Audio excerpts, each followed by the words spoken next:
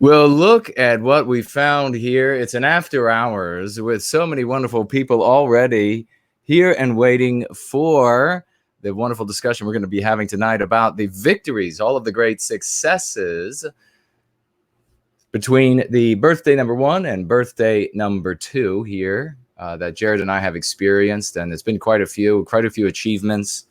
And it's been in the face of quite a bit of a headwind when it comes to censorship. And as you all may know, the great demonetization just took place, and the channel was demonetized. And YouTube essentially said that you cannot. We will not allow folks to support the work you're doing for White Wellbeing through our platform. And so I came live to you all last night. We talked about this a little bit, and we're still doing fine with I think the decision, the direction that we're heading. So just going to allow them to keep their monetization. They can sit on it for all I care. But there's wonderful people at YouTube. But I do want to say that I was reading through late last night, the early morning hours, and saw that they are going to refund you all. So all of you should have received an email asking if you would like a refund. And someone, I forget who it was, asked, should I ask for the refund? I want you to have it instead. And I thought, like Superchats, it would be sent on through once the month turned over. But according to what I read last night, they automatically refund the membership payments if the monetization is not restored, and it's not going to be restored. I mean, there's just no way. They would love for me to delete all of the content on the channel and then giggle, as they are wont to do, when I ask for the monetization to be restored. They're just not going to make it happen. They're not going to let it happen. And we would just be falling into their trap by deleting everything. So it's not going to happen. They also removed which was only briefly on the back end on YouTube for me. Remember, they never responded to me. They did respond to a lot of other people, and they would never respond to me. And then they, for who knows what reason, and I think this was, you remember, if you all were with us, when we first received the channel membership, I guess privilege, we should say, that I speculated that this was some sort of a, automatic thing, so many hours watched, so many videos produced, that some anti-white would eventually see that, oh, geez, these people shouldn't be allowed to have memberships. And and I speculated, I said, we'll probably only have it for about 2 months. It ended up being just about 5 weeks. People's Eindolens had just made that first change, and so regrettably they figured it out, the automatic procedure, and nixed it. And as I say, they will be restoring, but they also or refunding you. So go ahead and click refund for your payments for membership. But they also had given me, very briefly, this option, this live chat option on the back end on YouTube.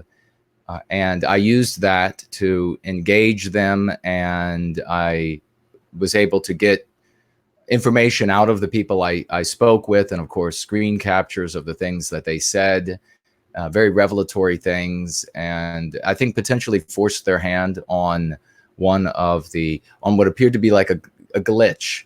And I think it was front end, or rather front line of the back end anti-whites. They had done this to the channel so that if we had done something that would be worthy of a strike and received one, it would be the second strike, even though there was not a first strike. If you all remember, there were some issues there. And I spoke with 2 different people, and I went to I worked them against each other. I captured screen captures of the things they said and the next person to level up. And magically, this error on this YouTube channel here disappeared, and now it shows once again that there are no strikes. And I don't think that was done out of the goodwill or fairness of any of the anti-whites at YouTube, although we just know that they are eminently wonderful people over there at YouTube. Nonetheless, that option is now gone. I'm not allowed to talk to them again. So I had been disallowed from the very beginning, and I am now again denied access to the YouTube deities of hell. But nonetheless, we are going to chug on, spreading and sharing white well-being, helping people go free. We have had over the past years since birthday 1 and birthday 2 a really remarkable series of developments. People's lives have absolutely been changed, and that is what Jared and I are most proud of. And of course, we're also proud of some of the other achievements that we've had, writings, videos, etc., that we put together and participated in. And we're going to be talking about that tonight and answering any of your questions. And we hope that you all will participate in that, as always. And so, Jared, how are you doing, good brother?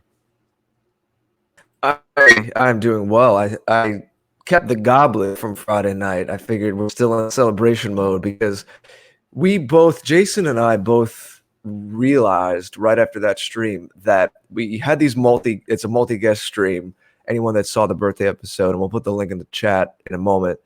Friday night, a few nights ago, we celebrated second birthday. So we had one guest, and so many of these people were rattling off all of these positive developments, either ambitious projects that they're part of or starting or we have to look forward to, and or their own testimonials from people they speak to in their lives or networks that they're privy to about how the tide is turning, the wind is at our backs. Not to say that there aren't challenges, not to say that the mainstream, the regular people out there are all going to come to our side tomorrow, but that there is some kind of tipping point being reached. Everyone kind of feels it in the air that there's this change crackling. And so it's a bit of an ambitious project, and I don't even know if I have the software to do it. I would love to, or if someone's out there and would like to volunteer, take clips of what people were saying on the birthday stream, and maybe from tonight's show too, because tonight's show is kind of an addendum to the birthday stream, and kind of rapid fire all the guests and Jason and I all saying this whole litany of positive developments, projects coming, like I said, and reports from the field. Boom, boom, boom, like rapid fire, quick clips, a few seconds of this person speaking, then a few seconds of that person speaking, very quick clips, but just to kind of make this little short video of a few minutes long, to just pummel the viewer, whoever then sees this video, with this panoply of white pills. So Jason and I realized there was this whole list of all this stuff, all this positive stuff. So we wanted to just kind of hang out with you tonight because it was us with all the guests on Friday night. Take this opportunity on after hours, more informal, to just kind of rattle off, do a bit of a victory lap. If you'll indulge us, I think you'll appreciate this, and just kind of go over, if we can remember everything. I have a little list here. Just go over and speak about here and there, as Jason was saying in the intro, everything that's gone on between the first and second birthday, between last February and this February, and then hinting at some of the things ahead as well. So any of you that have been with us for a long time, this is just going to be just a feel-good kind of victory lap kind of thing. Any of you who are new or want to send this to people who are maybe new to this, you want to introduce, the birthday stream, I know it's 5 hours long, but like I said, I'm hoping to maybe get clips, and then certainly tonight's stream, briefly kind of condensed. You could show this to people, anyone who's in need of a white pill, or anyone who's saying, well, there's not much going on. What's really going on? What can be done? Well, we have plenty of examples. Again, we're going to focus more on what we have been doing tonight. But go listen to the birthday stream, because we have people doing all kinds of things, writing books, starting new projects.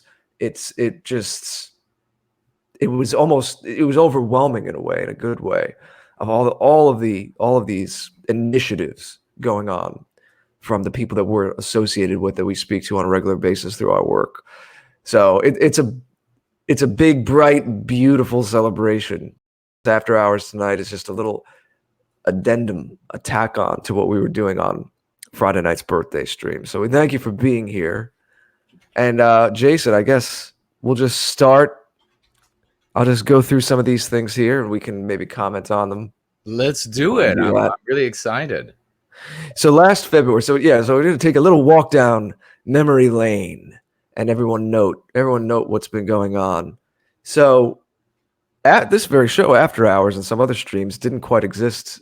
Well, they did exist, but they weren't in the forefront this time last year. But over the last year, we've continued Tap, which is, of course, interview based. But then the stream universe expanded. Jason actually started going free about a year ago, just in February of last year. And then After Hours, we kind of developed a little bit more, which is an informal stream like this. Sometimes it's just the two of us. Sometimes we have a guest on, but we're focusing on maybe one specific topic. It's a little more tunnel vision than just Tap, whereas Tap, you kind of get a broader perspective on the guest. And then, of course, it's Late Night Somewhere, which is kind of a freewheeling late night radio show with everyone audio only. But, I mean, Jason, you should definitely speak to Going Free for a minute, maybe tie it into that book, Going Free. Second edition also came out some months ago, so that was another part of our year. But yeah, now we have what we sometimes call the Tap universe. So even though the after party is kind of the marquee thing, this is not only about that interview show anymore. There's a whole world of streaming and interaction and communications projects. That's right. That is now under that umbrella. Yeah, it just absolutely could not be more exciting. And to talk about Go Free really just briefly, because most of the folks here probably hear quite a bit on Sundays. We seem to go for just hour after hour after hour. So many things to talk about. And it's difficult to explain something in detail in too brief a time. People have to be too many assumptions.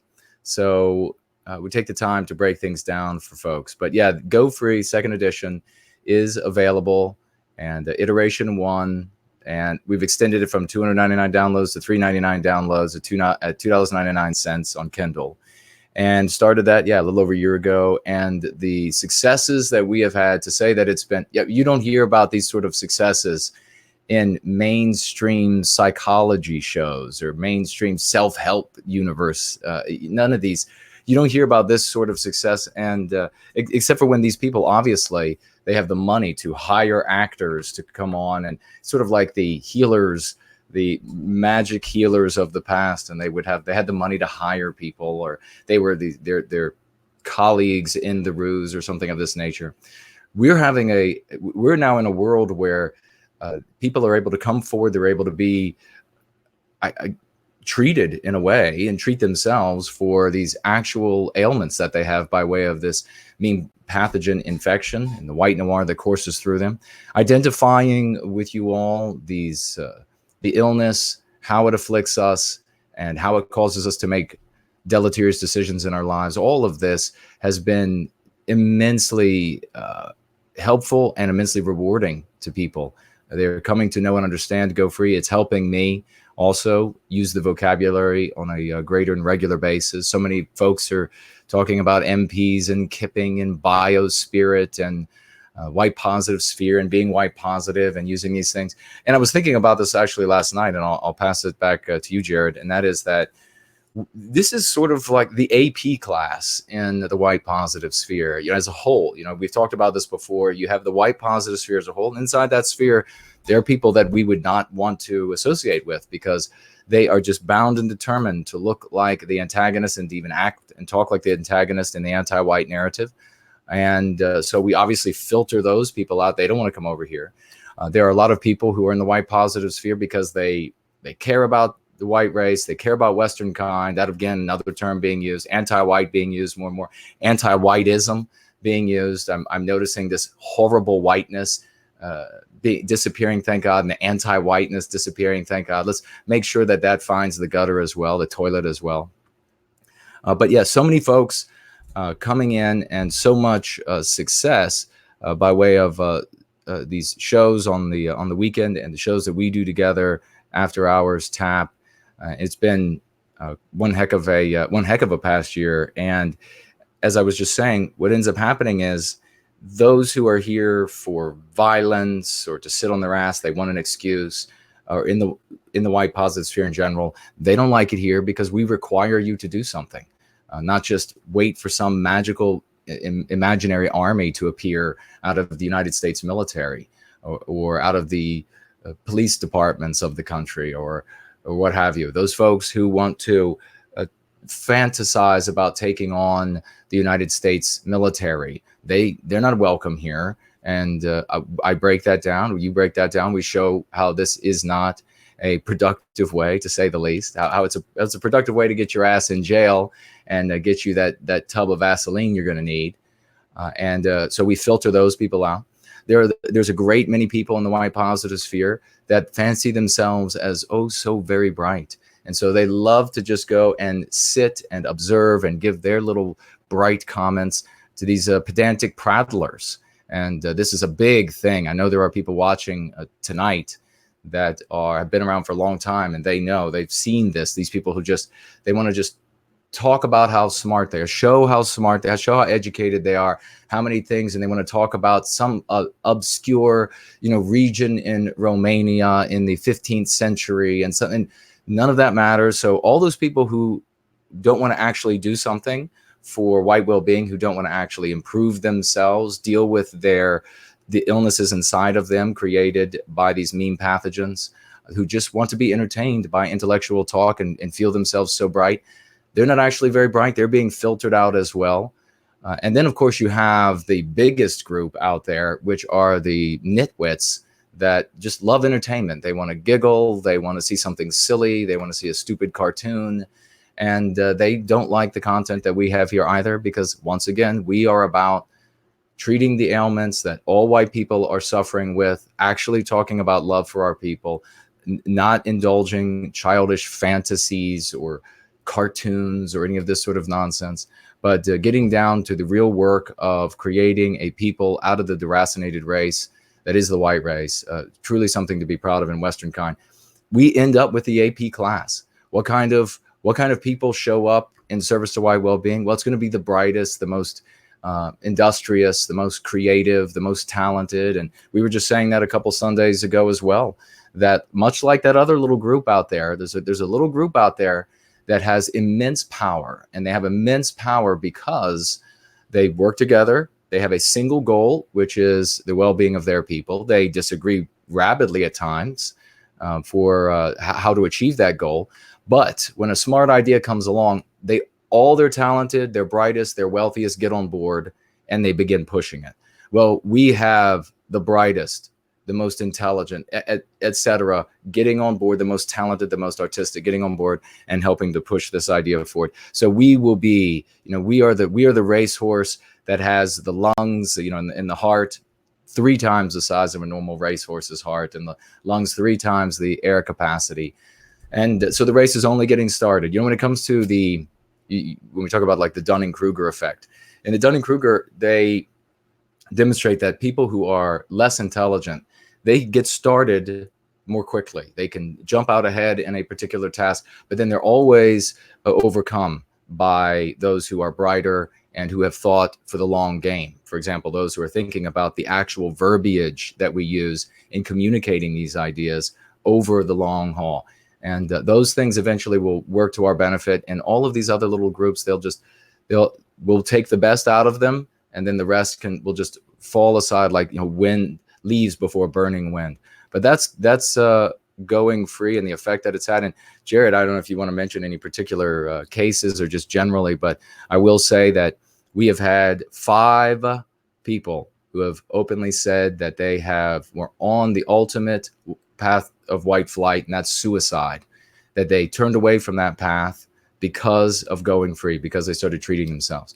We have people who are getting off of illegal drugs, people who have cured their alcoholism, people who are reducing, and remember, always talk with your doctor, people who are reducing the psychotropic medications that they are on, people who are getting into shape, people who are reclaiming their lives from pornography and gaming. These are all real things. These are all people's lives that are being changed. And so when we talk, and there's so many more, we could just go on and on, Jared, but in the people who observe what's happening, we could just go on and on. But it's an amazing thing. And so I don't know if you wanted to say anything more about that, or we could jump on to some of the other accomplishments that we have had over the past year since birthday 1 and birthday 2. I'll keep you talking with a fun one, and that is I'm trying to go in chronological order. So, No White Guilt Collectibles. Then, I guess in early April of last year, you premiered that store. So we had that. We had a little after-hours show where we showed the website of that and some merchandise, because it's always fun to have a little culture around and another way to support with some merchandise, show your support. So you did that. I don't know if you want to say anything about that for a sec. Yeah, I will say that we got started. I had help from Phoenix Fire. We built a store, and she did a fabulous job. And it took a bunch of the products that I had sold to people over the years, and we started putting them up on the store. Just a little bit here or there. There was never any big, I guess, sales push for different merchandise or collectibles over the years. Built this store, put some of these things up, and we're in the process of posting more and more of these items. And we had some great people from the community buy like everything that they could. And then oh gosh, I just forgot his name. I want to say Josh. I don't know why. Maybe I read it somewhere.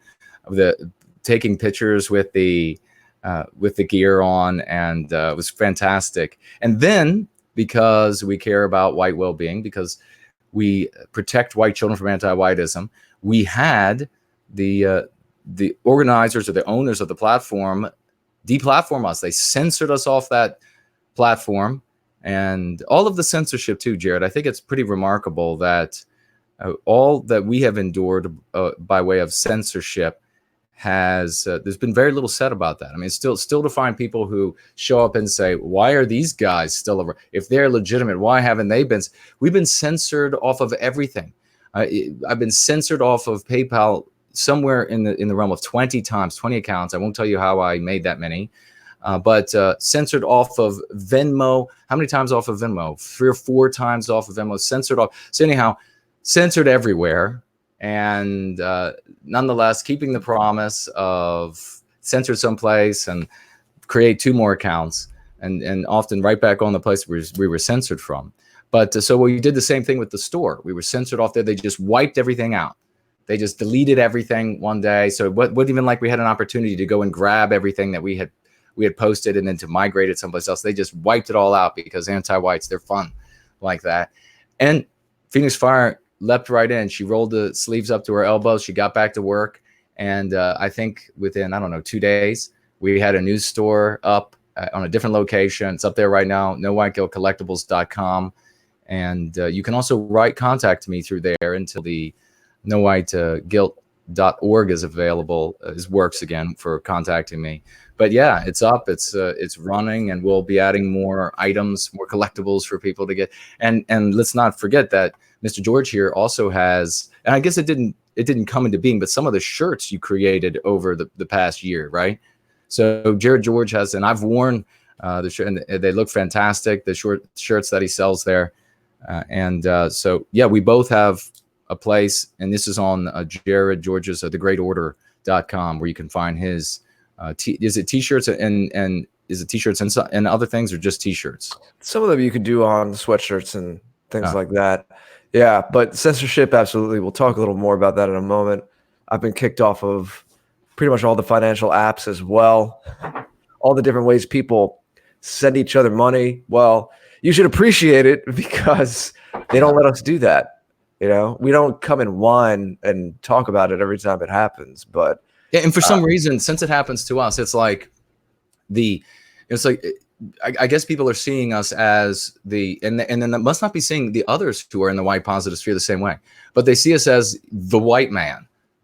So the white man, he can have bad things happen to him, and people just go, men they're fungible, and they can be sacrificed, and so whatever happens, But then somebody else gets censored on one platform here or one platform there, and I notice it's conversation for days, all over. Can you believe this person was? And I'm thinking, can I believe it? Hell yes. Since the last one that's been censored, Mr. George and I have been censored 10 times, and it'll be 10 times before the next one that everybody's talking about. it's just like everybody says, well, they'll put up with it. You know, why bother mentioning it? But then what ends up happening is we get these people who show up and say, how are you all never censored? How come this has never happened to you?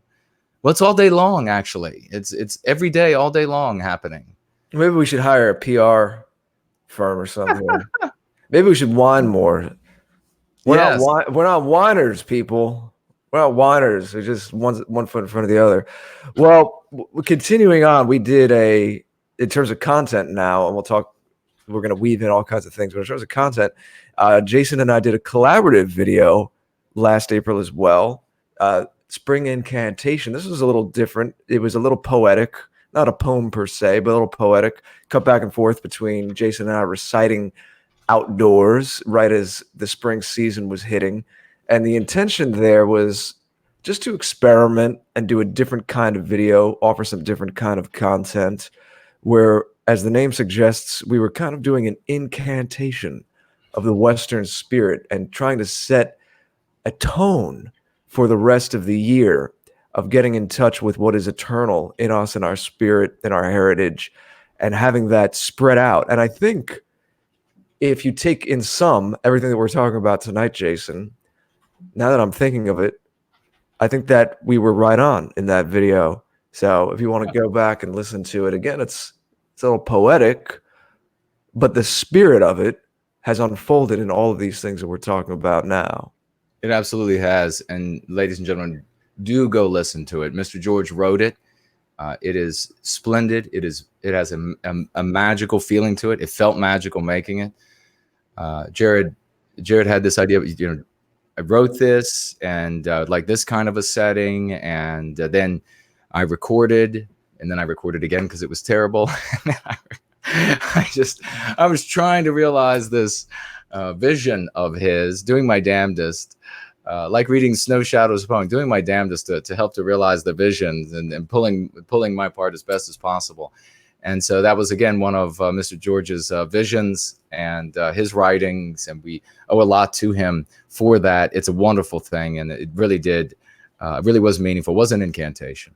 So please do check it out, ladies and gentlemen. And keep in mind, if you're listening to this later on, and I know most people are still in the mindset of going to YouTube, all of this stuff is backed up on our sites. It's on the afterparty.tv. It's on my own site, thegreatorder.com.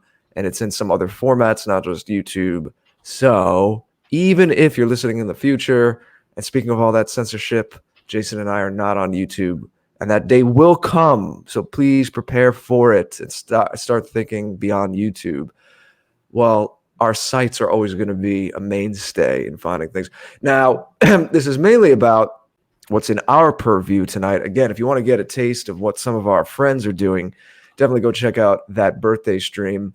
And as I said, hopefully, we can make some kind of a rapid fire video of clips of all different things people said throughout the birthday stream that gives you this amazing stream of boom, boom, boom, all of the things people are doing, mentioning, I have this project, I have a book coming out, I have this coming out.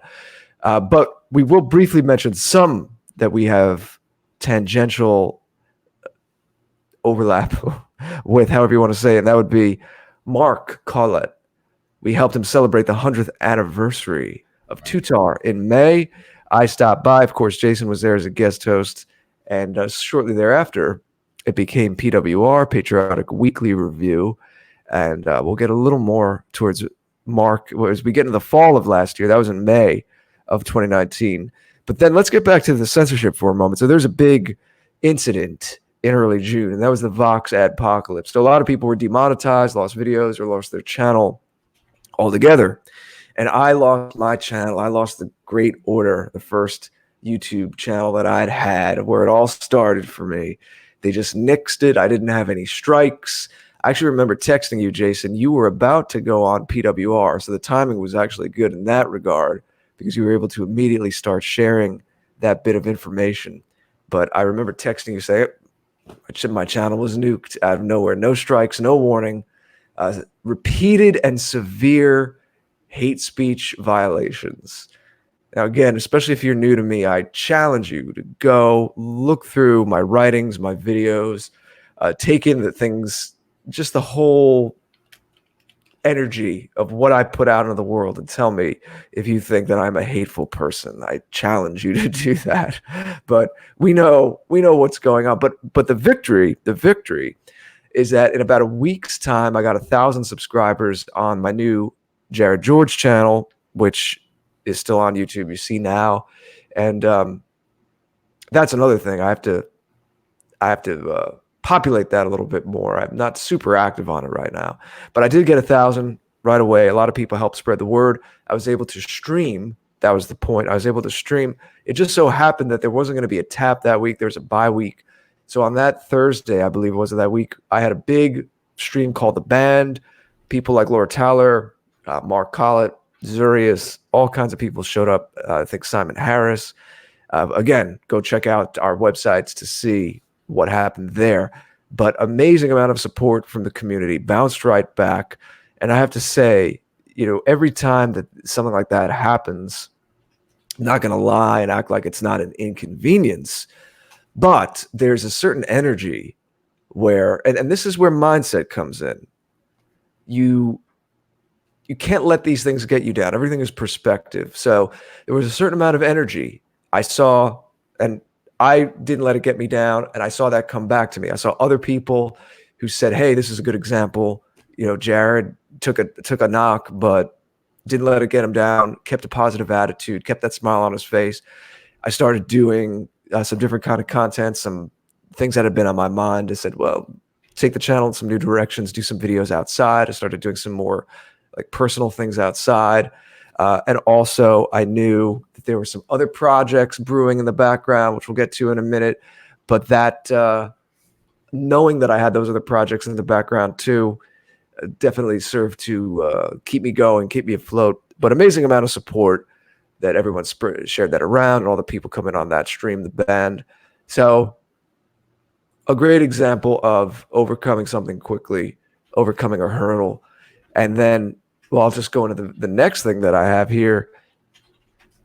And it goes, this is one of the first new pieces of content put on that new YouTube channel, but I also made sure that I'm putting it on other channels as well, because I don't really like to reward people that don't treat me well. So I'll be on YouTube. I'll be on YouTube if it's there, because some of you are there. It's not about YouTube. It's about you all. But I do want to, again, train people to be thinking of alternate ways. And as I said, not rewarding. So I usually put like the video premiere on something else like BitChute first. But all that to say, bit of new content. And that was the skits, something I've been wanting to do for a while, starting to get into culture jamming stuff. So the comedic skits with Philosophicat, more of that will be on the way. But if any of you have heard me talk about this before, you might have heard this already, but just very briefly, you have to start small. You have to start where you are. Me, Philosophicat, maybe some other people that will eventually be involved in skits as well. We're not all in the same place. We can't all go fly and do big budget productions on location or in studios. So sometimes limits are the best thing for creativity. I said, what's the best way to do this? Start poking fun of the regime. Mm-hmm. But what can you do while you're in your house? And I said, why don't we do these Skype skits where it's kind of like the audience is a fly on the wall, seeing a Skype call between two fictional characters. And we play these characters. I wrote out a script, and then we play these characters having this conversation. And it's, there's limits. It's not the most visually rich thing. Again, it's not cuts to lush locations or studio settings. It's just a static blue background Skype call, but it seemed to hit a nerve. People like them. People think they're funny. We got a lot of good reactions. We've done 3 now, but that first one premiered in June. And that's a whole other thing. I've been laying some groundwork to get, and some of it is the site and getting everything kind of the architecture down so that there's a structure, so that whatever we need to do, whatever kind of projects we need to do, there's something to catalog it. There's a structure to plug into. That'll soon be more in place. And I very much look forward to getting back to more of this kind of culture creation, because that's kind of where my heart is. I've always, been pulled towards the creative stuff. That's my background. So this is just a little taste. There's only been 3 since June, but there will be more like that soon. But these skits have been just a lot of fun to do with Kat, and they've gotten a lot of good reaction. Jason has premiered them on his channel. And again, it's about poking fun of the regime and all of the inconsistencies and hypocrisies out there. It's not about low-hanging fruit of making fun of non-white people or something like that. There's really no reason I see to do that. It's you don't really come to us for that kind of thing. You can go to other people if you want that. We're not here to do that. We're here to take down the narrative of the people who hate us and who are brainwashing us and who are making our kids think that they're trapped in their skin they can't get out of, and they have this original sin and that they're evil just for being white of European descent. That's who I'm going after. So we have a lot of fun, but of course there's that sting in the comedy because you're taking down the regime. We have to do culture jamming. For all of this talks of strategy, and there's all kinds of people doing all kinds of things for all kinds of angles. So I just have my way of doing things. I'm not the kind of guy that's going to organize a militia. That's not in my wheelhouse. Maybe you think that if that helps, then you go to someone else. You go to like a prepper channel. But just remember, the left, the anti-white left, because that's, as Jason always says, it's really about these are different flavors of anti-whiteism. But when people think of the left and the march to the institutions and the cultural changes that began in the 1960s, they took over through culture. Don't disparage the hearts and minds approach, because that's how we got to where we are. And I'm trying to, and there's other people out there trying to take the fight back to them on that plane. So this is the culture jamming plane. This is music and arts, and in the case of the skits that I'm talking about at present, comedy, changing the conversation, changing the assumptions that the average person out there has when they're standing in line, talking to someone, waiting, or standing at the water cooler, or talking to a family member at a barbecue. These little things plant seeds to change the assumptions. So we still have a long way to go. We still have a ton more people to reach. But as I said, you have to start where you are. You have to start somewhere. And if it feels good to take those first steps and have fun while doing it. Yeah, everybody loves those skits, and it is an interesting way. And we should be searching for these every little way that we can. Work in the crowbar of love, hope, and redemption into the lives of people wherever we can reach them, however we can reach them, and as quickly as we can reach them with this curative contagion, so that they too can go free and assimilate the information and bring it to their friends, family, and strangers. And that's another thing that I guess we should, a huge development over the past year between first and second birthday, is that we have demonstrated more profoundly, more broadly, proof of concept that this is going free works for people. Their lives are being changed for the better. And then they are able to very easily assimilate and share it with others. So we have even now 3 removed. So we have people going free who taught someone to go free, got them on the path of going free, and then that person teaching someone. That doesn't happen elsewhere. Elsewhere, you need somebody there to interpret it for you. And so that's a huge development. So these ability to make these skits starting someplace, and that's, Poseidon admonishes folks to, if you want to do something, one of the things you can do is you can get started creating content. You don't have to be perfect when you get started. You don't have to have the perfect writing style or the perfect book or the perfect anything. It's best just to get started and improve as you go along than it is to try to figure everything out, because here's the reality. You're not going to be able to prepare for everything that can happen. That's the way it is in the business world. That's the way it is in warfare. That's the way it is in love. So you just have to, I would have a little pause here because I want to say, you just have to get in there. But saying that right after love just didn't kind of. Sometimes these I'm so innocent. These things just come together, and they come together like puzzle pieces. The old subconscious. Yes, the trickster. Something is at work. But yeah, these skits are one way. You might have a fabulous way. We have some magnificent artists who are with us tonight. I mean, Eminent Rain is with us tonight, for example. people who have eminent range, amazing talent beyond my comprehension. It's nothing I could ever come close to remotely doing. Of course, we might have Fornull here. Same thing with Fornull. We have, and then what happened? I was talking, Jared. We were just talking about this on Going Free on Sunday. I'll just mention it quick and throw it back so we can keep rolling through these list of just fabulous accomplishments. And of course, all of this, ladies and gentlemen, are these auspicious signs that there is much more of this to come. So this reflecting on the successes is to show that there's going to be many more of these successes, and we're going to build on top of them.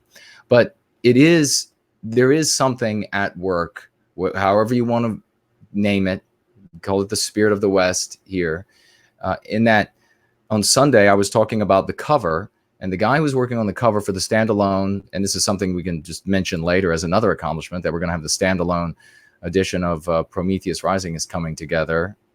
And the guy who was making the cover, I had no idea that relative to what I was wanting to achieve with it, he was blowing it.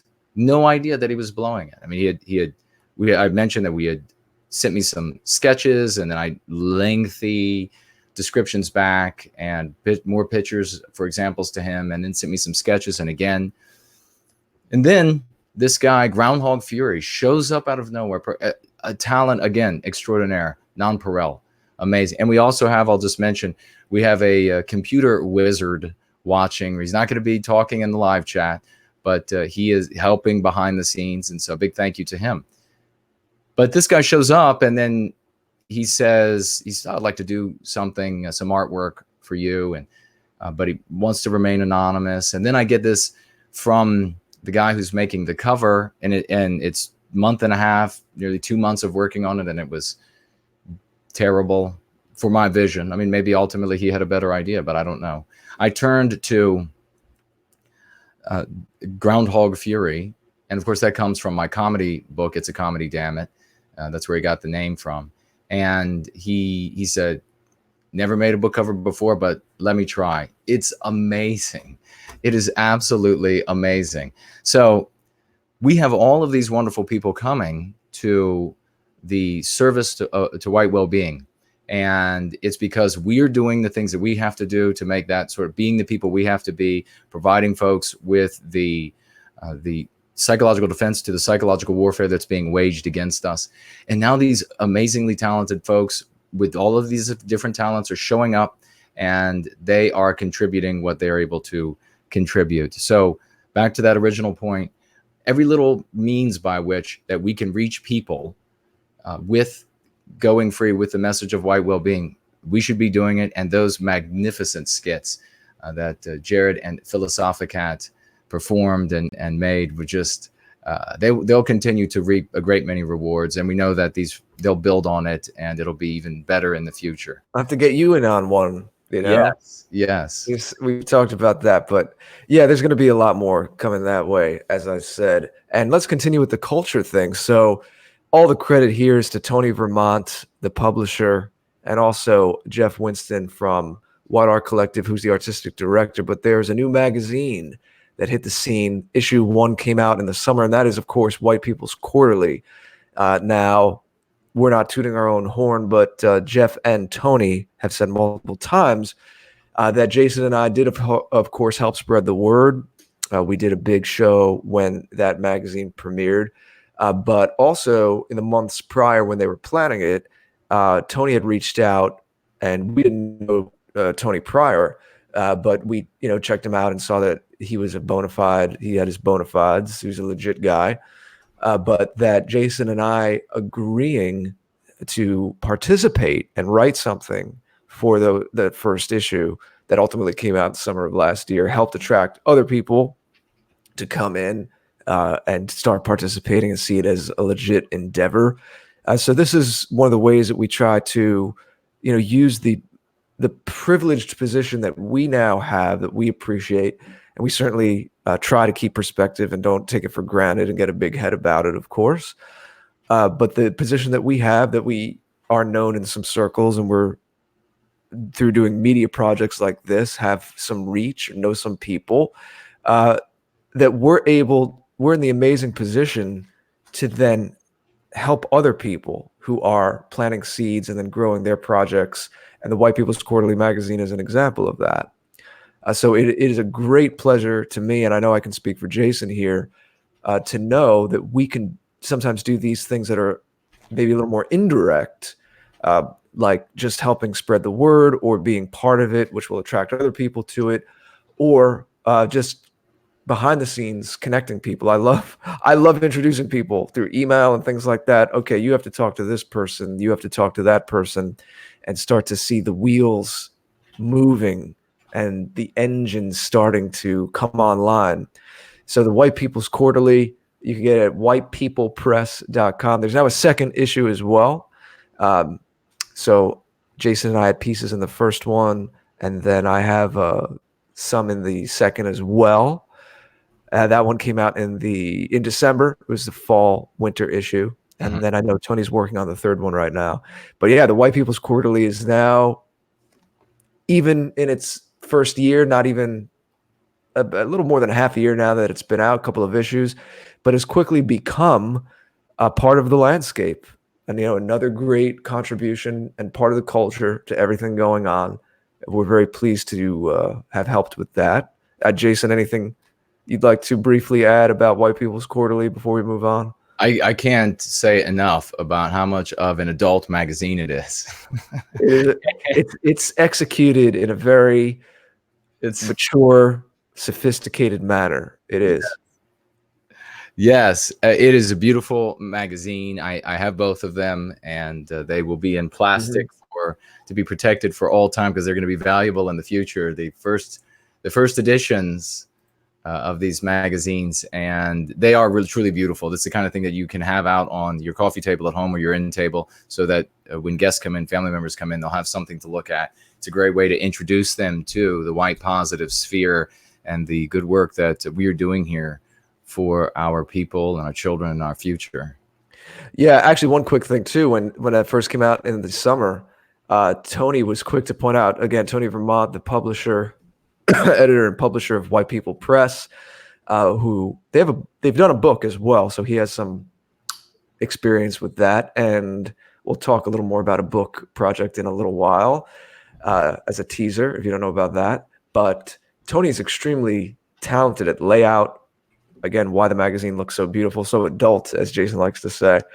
But Tony was quick to point out that in terms of Twitter engagement, that magazine was getting more engagement and more positive interaction than major literary magazines that came out with their summer issue at the same time. So if you doubt that there isn't something going on, look to things like that. Magazines like Harper's and a few others had better engagement. Tony's tweets about this, just starting from scratch, just starting on his own, but plugging into this community and seeing that there's a demand for this kind of thing.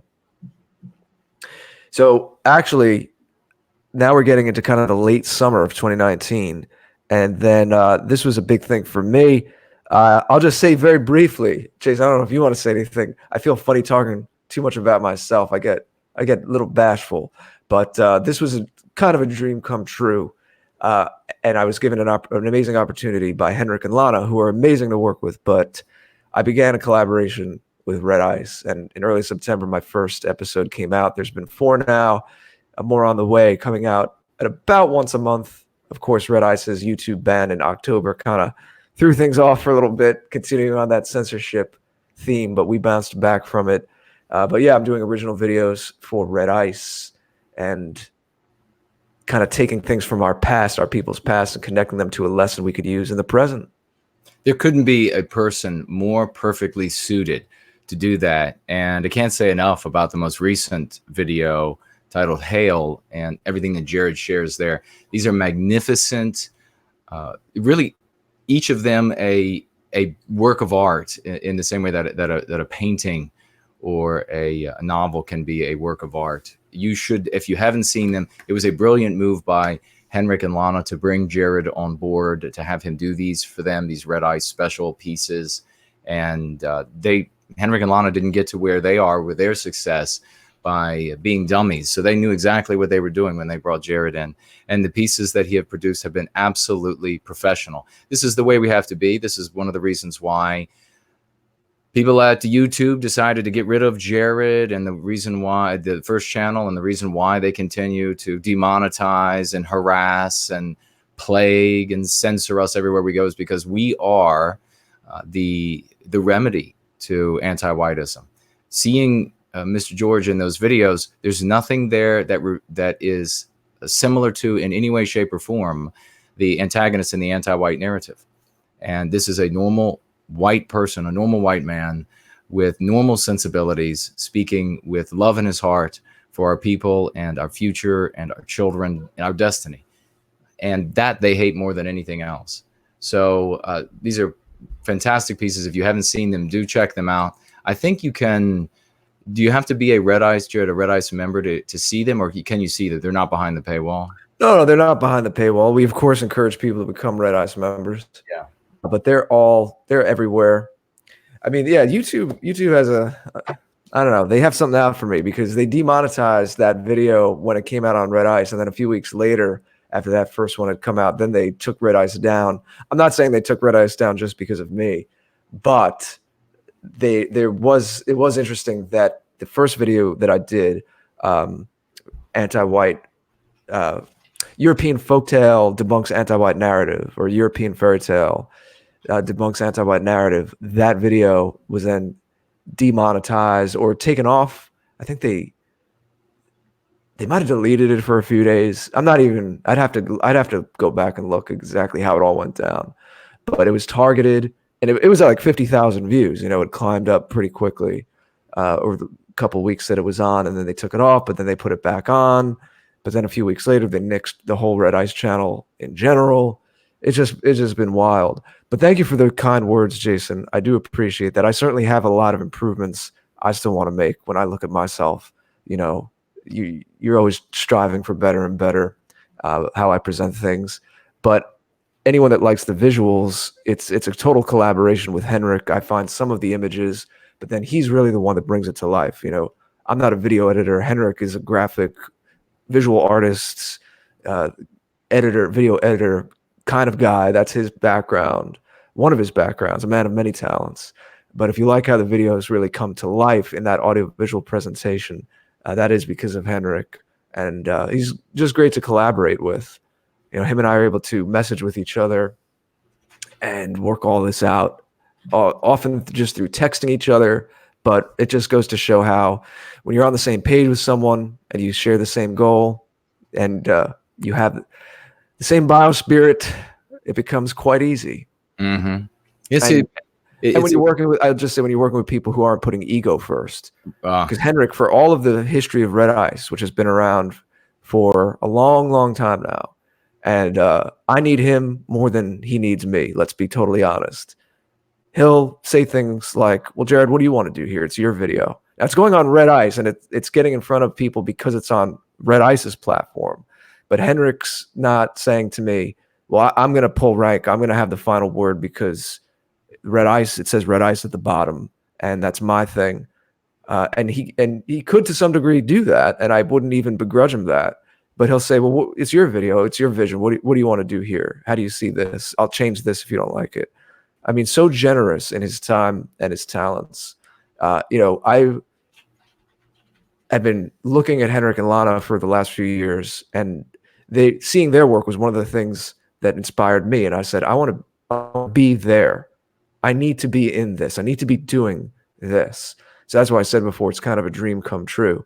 But then to see now these are now people that I know to some degree, and to see that the character that you got, I can vouch for this, the character that you all see on their videos and when you hear them speak on a stream is really who they are. And that's an amazing thing. And we've heard so much of that, like Daughter of Albion told us on the birthday stream. The biggest thing, in a good way for her, the biggest surprise when she got involved in this, she said, just how nice everybody is and normal everybody is and high character everybody is. It's, again, the exact opposite of what you're told by the mainstream. We're the good guys, everybody. That's the one sentence way to sum all this up. We're the good guys. Without question, we're the good guys, and that's why we've attracted so many wonderful people. And I'll point out two more magnificent artists. American Zarathustra is here, and so is Olivia Key. These are extraordinarily talented people, and this is just I was saying earlier, and I'll just harken back to it. We're like that little group, and that we're doing the right thing, and finally the brightest and most talented folks are coming together to move that ball forward, to use a sports ball analogy, to make it happen for our people. Let's move forward through some more of this. So we mentioned helping Mark ring in 100 episodes of Tutar, and then it quickly becoming PWR. Well, the other side of that story is, of course, a few months later in September, Mark was launching Patriotic Alternative over in the UK. And now, of course, Mark's been doing his thing for many years. He's a veteran. But concurrent with that, he's begun working closely with Laura Towler, who's been on our show a lot. And we've done a lot of cross promotion and tried to help each other. And she, of course, did her amazing We Were Never Asked campaign, where, along with the help of Mark, she had this vision, and then they had volunteers who helped them bring it to life, where they went out and surveyed people on the streets of Britain. They filmed it in August, I believe, and then the video about it came out a couple months later in October. But this was all going on over those few months between August and October. Very busy time for Mark and Laura. And we had Laura on a special episode of TAP so that we can really get into the nitty gritty of the We Were Never Asked thing, how they went about canvassing people and the responses they got when they were out with their little yellow vests. I think they might have literally been wearing yellow vests while they were taking these surveys. And the public didn't know who they were. If anything, the public assumed mostly she was saying they assumed, if anything, they were anti-white. I thought that they might be from Channel 4 or the BBC or a government agency. And still, a vast majority of people expressed that they were not comfortable, surprise, surprise, becoming minorities in their homelands, in Britain in their case. Mm-hmm. But yeah, those are, again, totally their victories. But we have such a tight relationship with Laura and Mark that we feel it's important to mention as kind of the contours of this last year. And we helped spread the word here to some of us in the States about what they're doing, their amazing initiatives over there. And then, of course, we had a little bit of our own news towards the end of October, Jason, just a little thing. And that was the launch of the TAP TV site, something Jason and I began discussing in the summer. And I have to say, pretty proud how it came together in only a few months, from you and I initially brainstorming to it actually being a reality. Mm-hmm. But we wanted a way to catalog all of these shows that we do. We mentioned at the very beginning of tonight how what started as TAP became a whole universe of different streams and media production, knowing that we had the censorship on our plate and we're always going to have to be contending with that. We wanted a more robust way to catalog what we do. We wanted a place for a newsletter, which we have. We've sent out a few so far. By the way, go sign up for that because there'll be another one soon. And we wanted a way, you mentioned some of our artists in the audience, we wanted a way to highlight the community videos as well. Now, Jason, of course, premieres some work on his YouTube channel. But again, there's a way to kind of quickly scroll through all of it very easily when you go to the TAP TV site as well. So it's not only our work, but people out there in the community who are making music. A lot of it's music. Some of it are original videos where they kind of remix things from our streams and put music to it. A lot of Jason's speeches have been the kind of the prime material for that kind of video.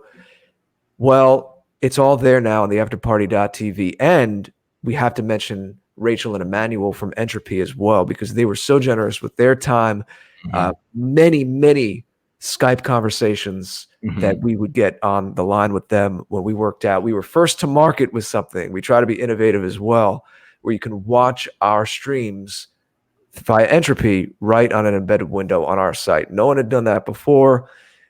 Even though we're in this world of social media, we try to tell people all the time, do not sleep on the old concept of just a good old website, because that's so much more protected for us. And we did what we, who knows, nothing's perfect, but we did what we can in terms of some background stuff, and we're not going to talk all about that here publicly, so that it is pretty well protected as much as you can be. It would be pretty hard to just go take us down. And that's increasingly going to play an important part. As I said, all of you tonight, we're in celebration mode, and we want to keep it light and fun and airy for the most part. But it does bear repeating. Most of you, and I can understand why, old habits die hard. You're still going to YouTube. Mostly the way we're interacting with you right now is on the YouTube chat. It's not going to be there forever. We have to think about that and plan for that. And the Tap TV site was a big step in that direction. We'll be integrating with other platforms in the future, but the idea is whatever the platform that we could hook up via Entropy to watch our stream when it's live right on our site, whether it's D Live or S Live or K Live or whatever else comes down the pike and Entropy can kind of link up their tech with, as long as you know to go to the afterparty.tv and that watch live now page, you'll be okay. Because whatever video platform we plug in there, you always know that the thing that you remember, the thing that you tell other people is the afterparty.tv. So you can watch live. And as I mentioned, it's a catalog of all this different media that we've done. So we had a big launch.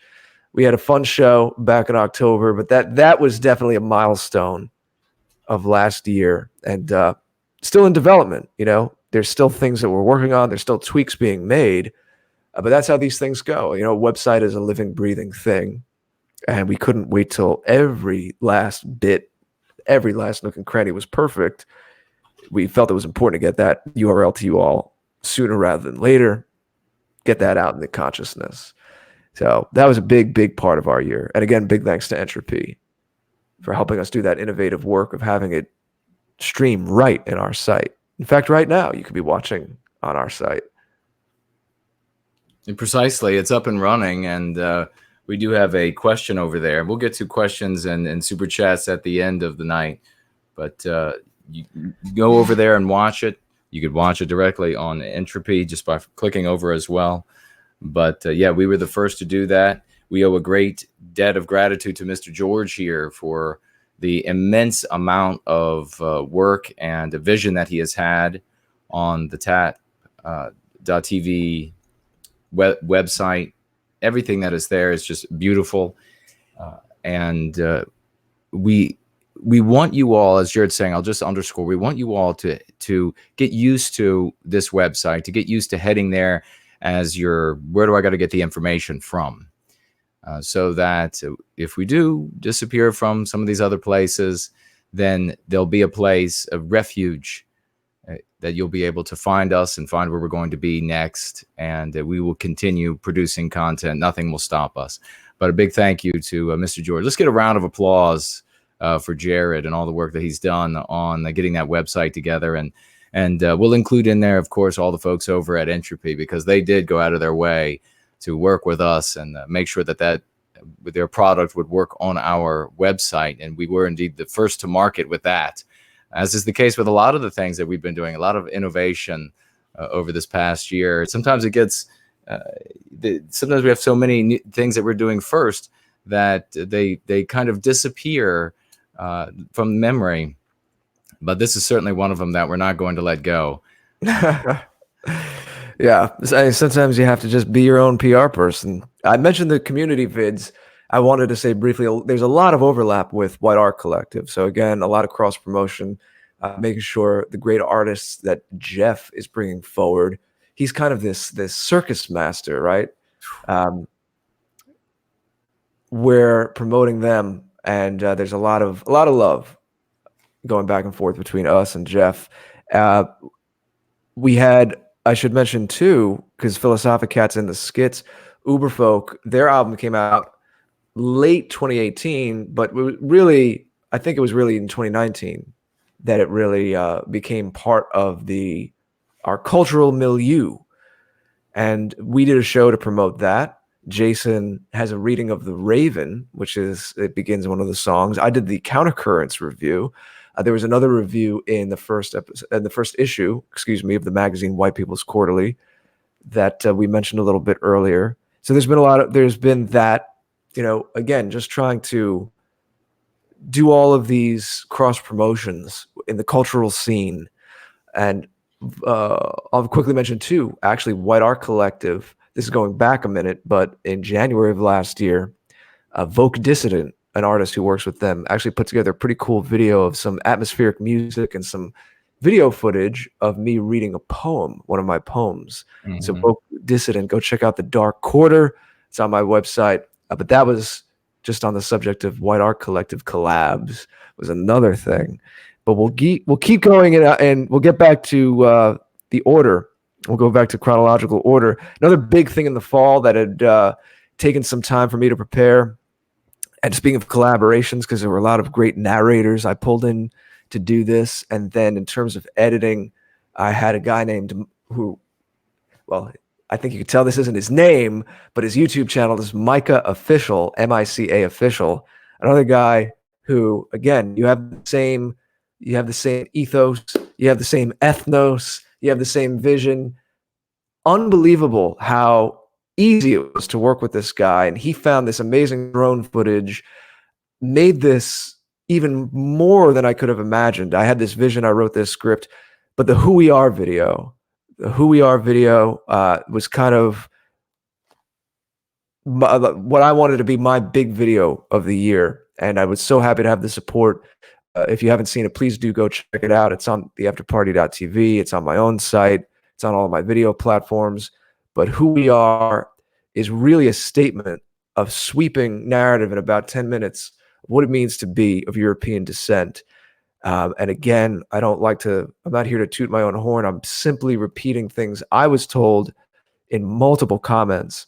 But just to hopefully intrigue you, if you haven't seen it, to go watch it. Many people, including grown men, said they watched it 6-7 times and would not only share it with friends and family members, but the big thing was the emotional impact. A lot of people were saying it was hard to watch it while keeping their eyes dry. A lot of people were actually moved to tears watching this, seeing what connects us, all of the different ethnicities and the different hues, as Jason says, of our European story, who we are. It was kind of my love letter to Europe, and a lot of it based on things I've learned from Ricardo Duchesne. I actually shared it with him. He was gracious enough to put it on his own blog, so I was very happy about that. But that was my big video for the year. That was high water mark. So many people participated. It was another vision of Mr. George's here. Wrote the script, reworked it several times, found magnificent people to work with, even included me with that bunch. And I said, why not, Jason? You could be in it too. we all read different pieces. So we had, yes, indeed, all of these different hues of Western civilization and Western kind. Again, we never tie the hands of the spirit of the West. He makes us in many different varieties. And as a consequence, we have many different hues of Western civilization, Western culture, and that was brought together in a really beautiful way that is clearly resonating with a great many people who see this. And as we continue to spread and we reach greater and greater numbers of our brothers and sisters out there, the Vagues, that are waiting to be rescued, that are waiting to be redeemed by the work that we're doing here, videos like that are going to become household words. People will know everywhere. They'll be able to say, when they mention that video, their interlocutors, the people in the group, their audience will know exactly what they're talking about. So big debt of gratitude. And that was definitely a high water mark. Well, why don't we talk about you? Why don't we talk about you? Second edition of Go Free was one of the big pieces of news, from the latter part of 2019. It's actually on the table right behind me as we speak, but twice as big as the first edition. Yes. More ways to break down the meme pathogens and free yourself and let the spirit of the West. Well, look, here's how we tie it together.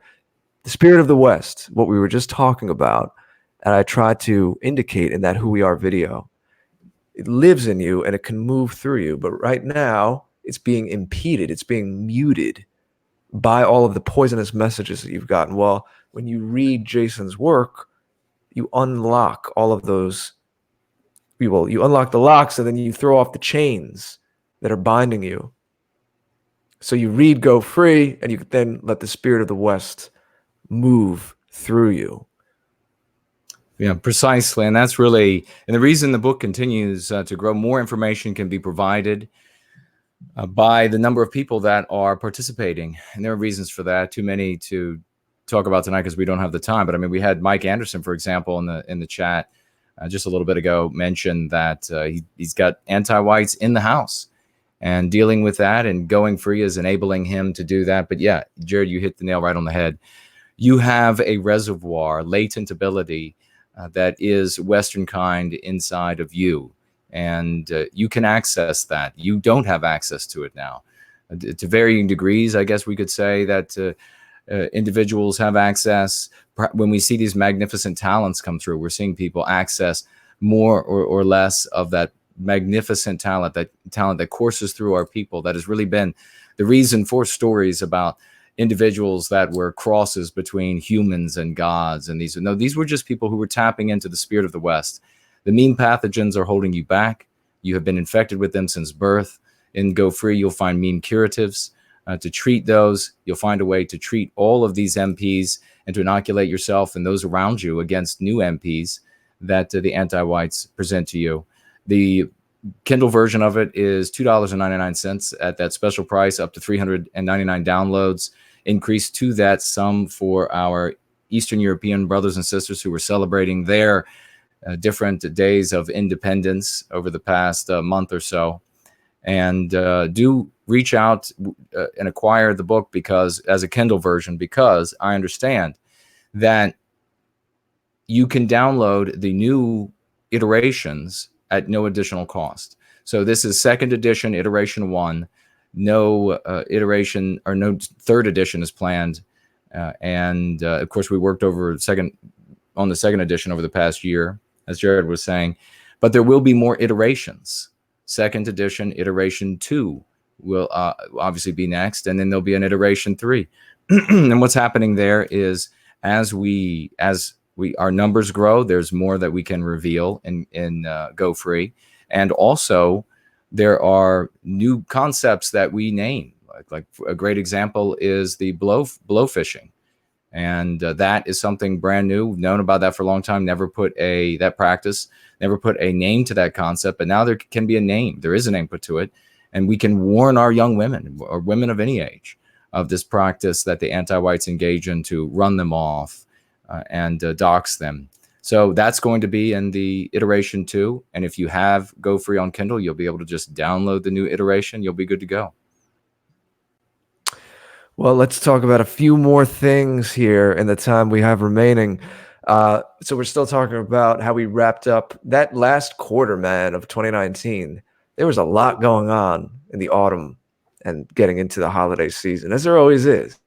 As you know, that those last few months of the year, it's like when you go over the crest of the roller coaster, it's like, boom, all this stuff you've been working on happens.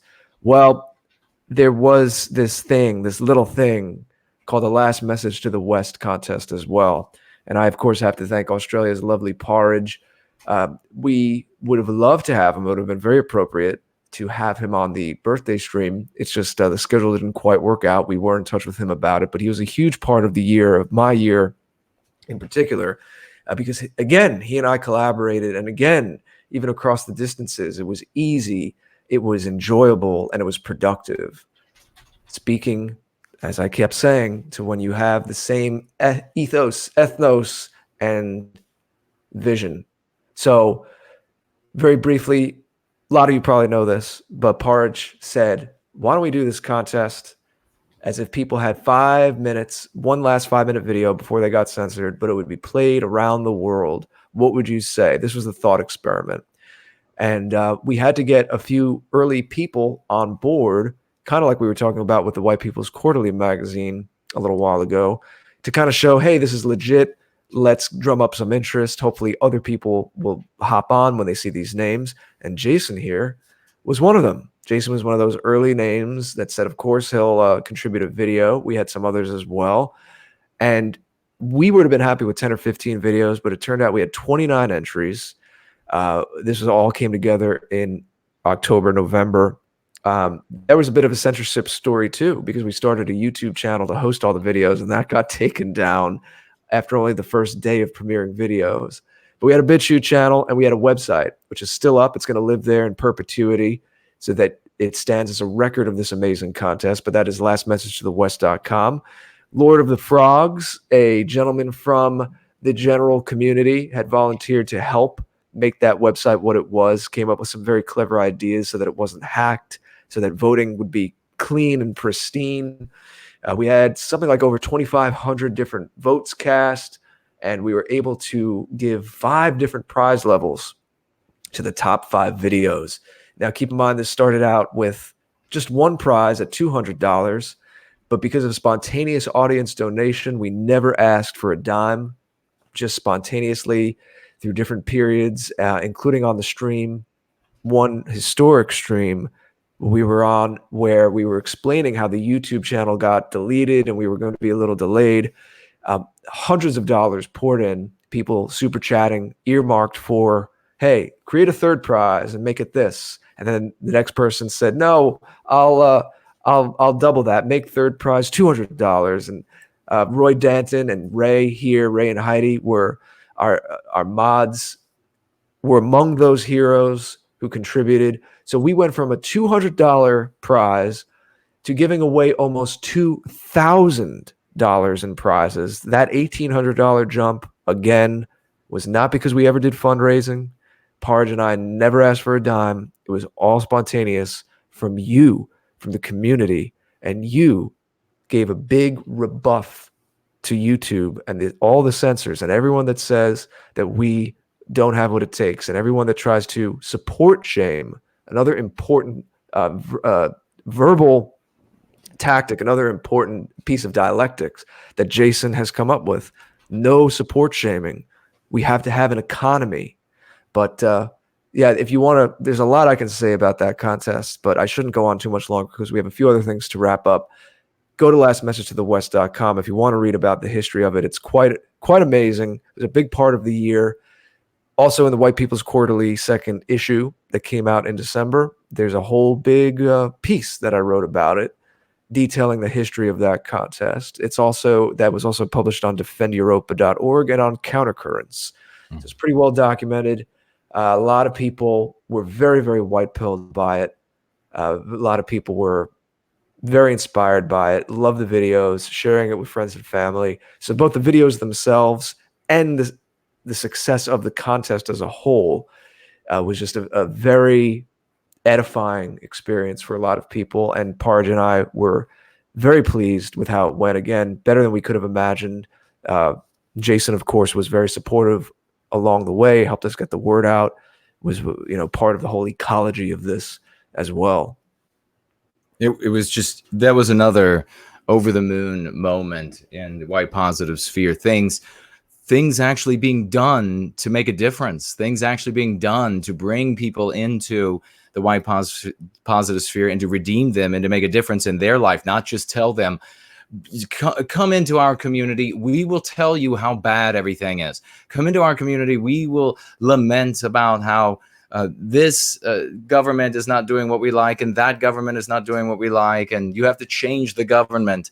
And then the people get depressed, and if anything, they get onto drugs, or they get into ruining their life and white flighting by some other way. Instead, they come here, and this came together absolutely magically, this competition. Everybody who participated, everybody who made videos, everybody who decided that they wanted to help with the prize money, all the people participated in the voting. It was truly a miraculous thing that we really should be celebrating. We really should be excited about.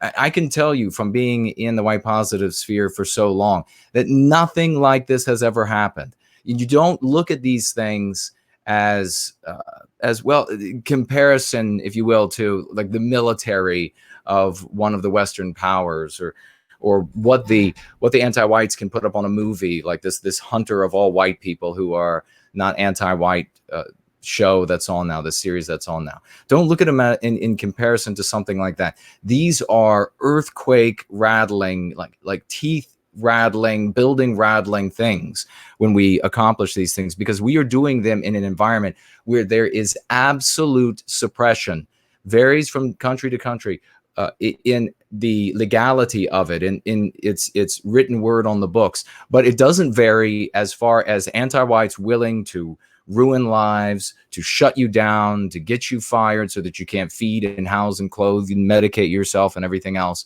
These things are enormous and magnificent victories.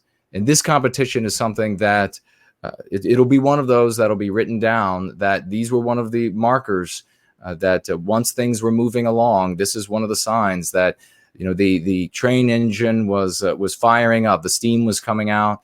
And the fact that the people were coming together and making this happen, instead of it having to be a top-down thing, in the same way that we had the global leafleting for no white guilt. Again, people coming together instead of it being a top-down phenomenon, which is how everything happens for the anti-whites.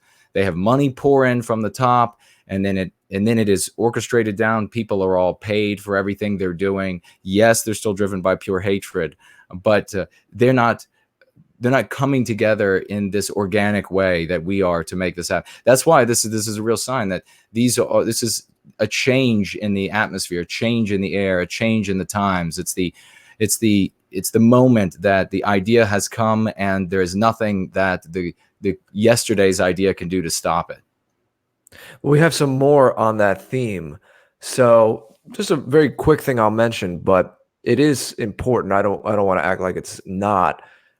Because it does speak to this idea of getting our fingers into different pies and reaching people who were thought to be impossible. It wouldn't make sense, this kind of crossover. So this is just one very brief example. There's different things like this going on. I mentioned this on the birthday stream, but I was approached by, and subsequently have begun being published in, just earlier this year, started in January, a magazine called New Agora. And New Agora is not per se a white positive publication. They do not use the term New Age. I guess they're more into alt health, development of consciousness, alternative news, the esoteric. They do not like the term New Age, but a mainstream person might take a quick look at their website or their magazine and just quickly categorize them as New Age, just to give you a brief idea. Well, they began publishing some articles I've written on their website and some of my poetry, and they want to publish more. And they're pretty sizable. They have about 150,000 magazine circulation. They're out of Canada, but they publish in North America and the United States as well. They have this website. So I've been on their website. I'm invited to participate in their print magazine. That would have to be a new article. So we'll see if I eventually have time to do that. I'm not the only one from our sphere. There are other people in our sphere who are being published in this magazine. Now, regardless of what you think of that kind of thing, of that subculture, of that mindset, this is the important takeaway, folks. People emailed me after I announced this on social media last month and said, I couldn't have imagined something like this happening 5 years ago. That's the point. So whether you're into that kind of thing or whether you think all of that stuff is bunk and a waste of time, that's not the conversation we're having right now. The conversation is, in all of these pockets of life, all different kinds of subcultures and spheres and lifestyles, you're starting to see people who realize what's going on, realize the anti-white narrative out there, and say, no, from their perspective, this magazine's perspective, they're truth seekers. So they kind of have that esoteric bent, as I said. Remember, Red Ice started that way. So I wouldn't necessarily disparage that, Mm-hmm. I spoke with the publisher. He knows who I am. This is not an accident. This is very intentional. And he said, no, the truth is the truth. And, we believe in sovereignty and respect for all people.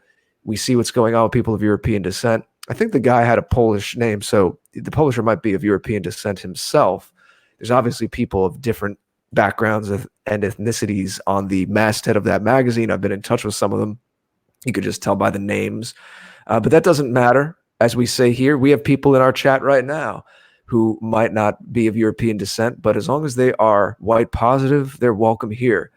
So that is just one example. Many different groups of people, many different mindsets, many different lifestyles, subcultures, we're starting to affect, we're starting to get our ideas into.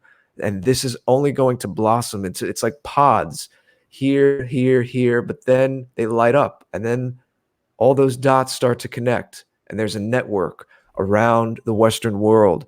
People's consciousness are going to change, and all of this is going to shift. So that was an important thing to mention. And I will use that as a way to set this up, Jason, which you can speak to on another note, very related note, very different kind of a thing, but under the same general heading.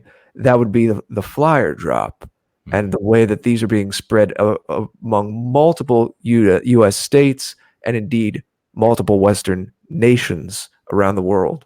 So that's something that's been developing over the last few months as well, if you want to speak briefly to that. Yeah, I'll just say that we've been so excited about that happening. And it, again, came together organically, not top down, which, again, points to the fact that we are doing something right here. And because we're doing right by folks, we're doing right by people in their lives. And so we had John purchase thousands of leaflets, and then he spliced them himself, shipped them to me, and I shipped them out to anyone who wanted them. I said, anybody who would like leaflets to distribute on you would have to guarantee that you would be putting them in a lawful place. And so no place illegal, no littering or anything of this nature. And so it was on that condition. People wrote me from everywhere. The leaflets went out and the leaflets started getting distributed. So the last week of January, first week of February, first time this has ever happened in the white positive sphere.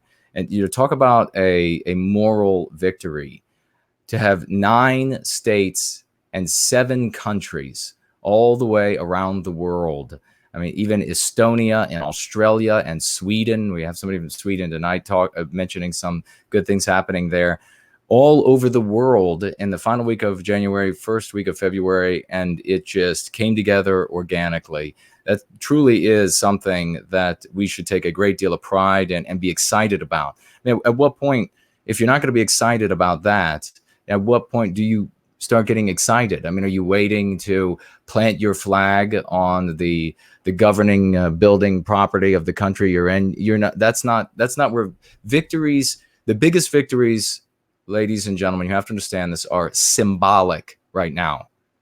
They're not physical. You're not going to conquer the military of the country where the anti-whites are oppressing you or something like this. And if you think the symbolic victories are insignificant, then you're benighted. You have blinders on. You have no idea what's going on, because in a closed system where you have an anti-white elite controlling an anti-white narrative, forcing people to live by this fiction, and then cherry-picking reality and ignoring reality, and in fact fabricating reality in order to buttress the anti-white narrative, to have symbolic victories there is this equivalent to taking continents militarily. It's the equivalent to buying up all of 50% of your opposition in business overnight. It is a massive achievement, and it, as I said earlier, it is like an earthquake. It rattles the houses and halls of governance by having these sorts of victories. So having that distribution, I could tell you, I talked with people, and I'll pass it right back to Mr. George so we can get to the wrapping up here and your questions and super chats. But I talked with old timers that have been in the white positive sphere since they were young men, and they'd never seen anything like that. And it was so stupefying and out of this world for them. They didn't even know how to receive the information. They were like, what do you mean that an identical leaflet by people all the way around the world thinking the same thing about what you're calling white well-being, and it was distributed everywhere and the same. And yes, that's exactly what happened. And they're sort of lost in like a mist. How does that even get accomplished? Well, it's happening. These are the sort of things we need to take great pride in. When folks ask about, well, what's being done or what could be done, or they want to try to goad you into some other avenue of action or some other vehicle that has been defeated in the past by the anti-whites, you can point to things like this. And if they say, well, you didn't really accomplish anything there, first of all, you could list all of the accomplishments in summing up what that would be. It would take quite a little while because there are quite a lot of accomplishments there. But what are they doing with the vehicle that they want to ride to their so-called victory? It's fantasy. It's already been defeated. And so they just talk about it, so they have nothing to do. They can just sit on their asses. So this was a truly, like the competition, like everything we're describing here tonight, these are symbolic victories that are like supernova going off around planet Earth in a metaphorical, loving way, of course. Some overlap with 100 Handers too, out of Britain, doing amazing work, and they've done some flyers that there have been flyers passed around with some of our sites on. Again, always and only in legal places, not doing any kind of vandalism or littering. But our hats off to 100 Handers. And speaking of some ties with Britain, well, there's the Groyper thing that's been going on both sides of the Atlantic Ocean. When it was hitting here with Turning Point USA, we did some streams, like one with Semi Agora, where he had some strategic advice for them. And now we see what's going on with all of these British radio shows and YouTube channels being groyped. Unwashed has been reporting on that a lot. We definitely support the energy, a lot of fun, big energy going on. And again, goes with this theme of breaking into more people's consciousness, slowly cracking through, so that this is all going to conspire, so that this, what we talk about, becomes more mainstream very soon. We all see it going in that direction. So those are some related subjects to mention as well. I do want to say this was a recent development too. Matthew Drake made that great video animation using your speech. So that's something to check out as well, if people are not familiar with that. And then why don't we get in these closing minutes, before we do a little interaction with the audience and some super chats, since we're talking about all these amazing, fun, big accomplishments that have gone on over the last year, we'll tease you with a few coming up. And who knows what else will be coming up. This is not an exhaustive list. But Jason's Prometheus Rising, part of his Born Guilty book, is going to be getting its own treatment, its own book coming out soon. And then there will be, after that, an artist's edition that will feature more original art from the community, because Jason, like I am, is so passionate about spreading the creative work of all the talent out there. But it's your project, so it's appropriate you speak about it, my brother. So give us a little teaser about what's going on with that, with your original myth, Prometheus Rising, now being its own standalone book. Yeah, well, it is very nearly. I think the soft launch is March 1st. We hope that will take place. I've been so busy.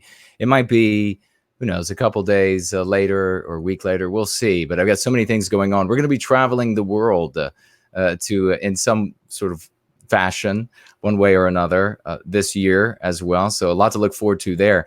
Prometheus Rising, I think, will be, it's didactic. It is, I think, over the long haul, is really going to be what makes some of the biggest difference in the most people's hearts and minds, because it teaches us about who we are as a people, who the reader is as an individual, and how who and what we are, both our strengths and weaknesses, is used against us. It follows a narrative arc from the beginning of time to the present. And I will be able to write more stories, and that was the whole idea from the very beginning, within this universe. So the first edition, standalone version, is going to contain material that is not in the Prometheus Rising, that is in Born Guilty. So there'll be some more material there. An absolutely exquisite cover that I said was done by Groundhog Fury. Both front and back is just magnificent, truly exquisite. And so that's going to I guess we're talking about White People's Quarterly. It's something beautiful that you could have out for folks to see. And then, of course, as you mentioned, Jared, there's going to be an artist's edition of Prometheus Rising, which will incorporate a great many artists' works of various types. So I've mentioned those who draw or paint. Everything on the inside of the book, of course, is going to be rendered in black and white or grayscale, or whatever they call it, because if you make it color, then the cost goes through the roof. So that won't be happening. But if you create a sculpture and take a photo of that, we can put that in there. Music, of course, Eminent Rain for Null or whoever's making music, there'll be pages in there that will highlight the work that they're doing and give people the contact points for where they can go. Readers can go and find these people's works, which is what we want to do. We want folks to get a attention for the good things that they're doing for white well-being. And if they can, as I say, parlay that into maybe being able to pay the water bill this month, then all the better. There's no support shaming here. And we need all of this different type of art and music, etc., to appeal to the broadest swath of our people out there. And I hope and expect, and we're going to continue to push until the last breath leaves this body, that I'll continue to push these things, and we hope that they reach a great many millions of our folks before I'm unable to push any longer. And that will mean that all of these people will get their names in the work that they're doing out there, whatever their nom de guerre, whatever their name they want it to be in the public's eye. So very excited. Yeah, it is. I remember just a few weeks ago talking to you about what that cover might look like, brainstorming, and then hearing this news now that this gopher gentleman, mysterious gentleman, had showed up on the scene and helped you with this cover. And now I'm sure it'll be epic. We have the artist edition to look forward to.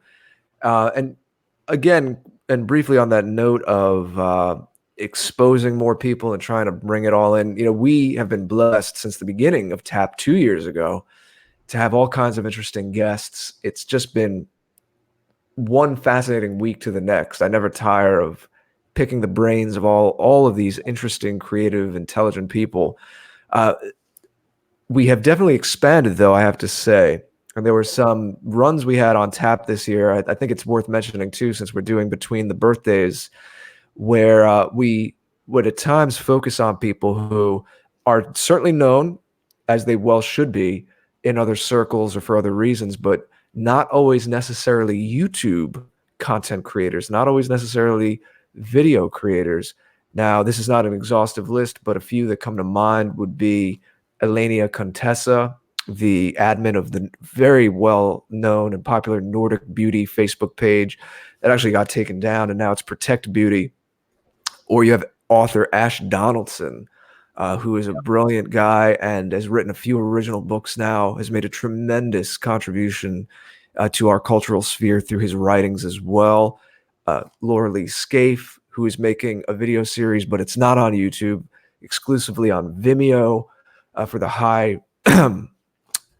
resolution, for serving the high production value of her videos embedded on her website. But Laura Lee Scaife taking Lord of the Rings as a meta myth and deeply analyzing the movies as if you're analyzing a dream in Jungian terms, and talking about symbols and the archetypes of each character and what it can do to inspire us now and get us back in touch with our heritage. We've had her on 2 episodes, and she'll be on more as she continues her series. And by the way, you do not have to be a Lord of the Rings buff to appreciate those. Jason and I are not the biggest Lord of the Rings buffs, but we're able to translate her work enough so that whether you are totally fluent in those movies or you've never even seen them, you can still get a lot out of her episodes. Those are just 3 that come to the top of my mind. I'm sure there are others where we've made those kind of different tap episodes this year. It's been a pleasure to do that. We've also made introductions to some new people who are very well known on YouTube, but we were not in touch with the first year, but now we can count as friends and colleagues a little bit more. People like Survive the Jive, the Golden One. It was wonderful to speak to them this summer. Another one who's not a YouTuber, but a big influence, one I mentioned before, Ricardo Duchesne. Being able to speak to Ricardo Duchesne this summer, have him on tap, was a great pleasure and honor. So tap itself, we'd be remiss not to mention briefly, has also expanded what it is. amongst all of these other projects that we're mentioning, the core of what we're celebrating here, 2 years of TAP, there's been wonderful developments there, and it's grown in its dynamism and its power as well. So I figured it was appropriate to mention that too. And then we were talking about, Jason was talking about the visuals of his new book. We've mentioned the White People's Quarterly. Well, Tony Vermont and I are collaborating, and we will have a book project of our own coming out later this year. Jason and I will both have pieces in it, among others, other well-known content creators and names you'll know. And it's generally on the theme of what makes a people. And some of those essays will be more on ethnicities or even regions. Some will be on the wider scope of the race and civilization. But Tony has already shown me some mock-ups. His layout skills are going to make it look absolutely beautiful, rich in some images. A lot of the writings are things you can share with people in your life. A lot of the writings are going to be written on a level it's not like a heady academic kind of thing. You don't have to be in a master's degree program to understand it. A lot of it will be accessible language, but a great range of perspectives and emotions and intellectual angles, but from what it means to be a people. So that's all I'll say on that for now, but I'm collaborating with Tony on that, helped get some authors together, and I'm very excited. Keep an ear out for news on that a little later this year. I'm really excited about that as well. It's been just one opportunity after another, and I was telling people on Sunday that I can't stop. I mean, but I don't even sit down to eat my meals anymore. I'm just walking to one task to the next. But because we're having so many victories, it's getting so exciting. There's more momentum with every single victory. That's the way it's supposed to work. That's why we focus on something that is achievable for every single person. I mean, there are many reasons, I guess, but it's one of the reasons is that you can go free yourself. You can begin helping those around you. You can begin making content. You can support those who are making content. You can lawfully distribute leaflets. You can certainly go onto message boards and share the vernacular, share the dialectics with people, and that will get folks' attention. And most importantly, share your testimonies, as many of you are doing. So many wonderful testimonies of just magnificent things taking place in people's lives. That some moments during the Going Free streams, it's been hard to keep a dry eye when I read some of the things these wonderful things truly are taking place in people's lives. These are not missed on people. They're huge victories. Remember the anti-white narrative. Remember, the anti-white narrative is a story. People are living in that story. They think it's real. When they hear, and in that story, anybody who cares about white people, anybody who cares about white well-being, anybody who is concerned with the welfare of white children, they're evil. And they get these code names that we see, like in this movie Hunter, where they're trying to pretend like it was, as I read to you all, it was just an exploration of whether or not it's moral, and these other lies that they make. And then I see the photographs coming out from the video of regular looking white people holding red Donald Trump type of hats over their hearts, and they're the ones. These are the people that they're white, they're normal, and they're actually not anti-white. So therefore, these anti-white slurs hunt them down. When you go into that world and you say, no, actually, my life has improved immensely. I went from here to there. I rescued someone in my life, and now they're doing much better. I've spread this love to my entire circle, everyone I have contact with in my family or what have you. I got rid of somebody that was in my life, and my life's infinitely better now that I got rid of this anti-white. These are the kind of things that are not lost on folks, and it shatters the anti-white narrative. That is, the anti-whites hate it more than anything else in the world. They're brightest people, and that the anti-whites employ, and obviously they would have to be anti-white themselves to continue to, or just monsters without any soul whatsoever.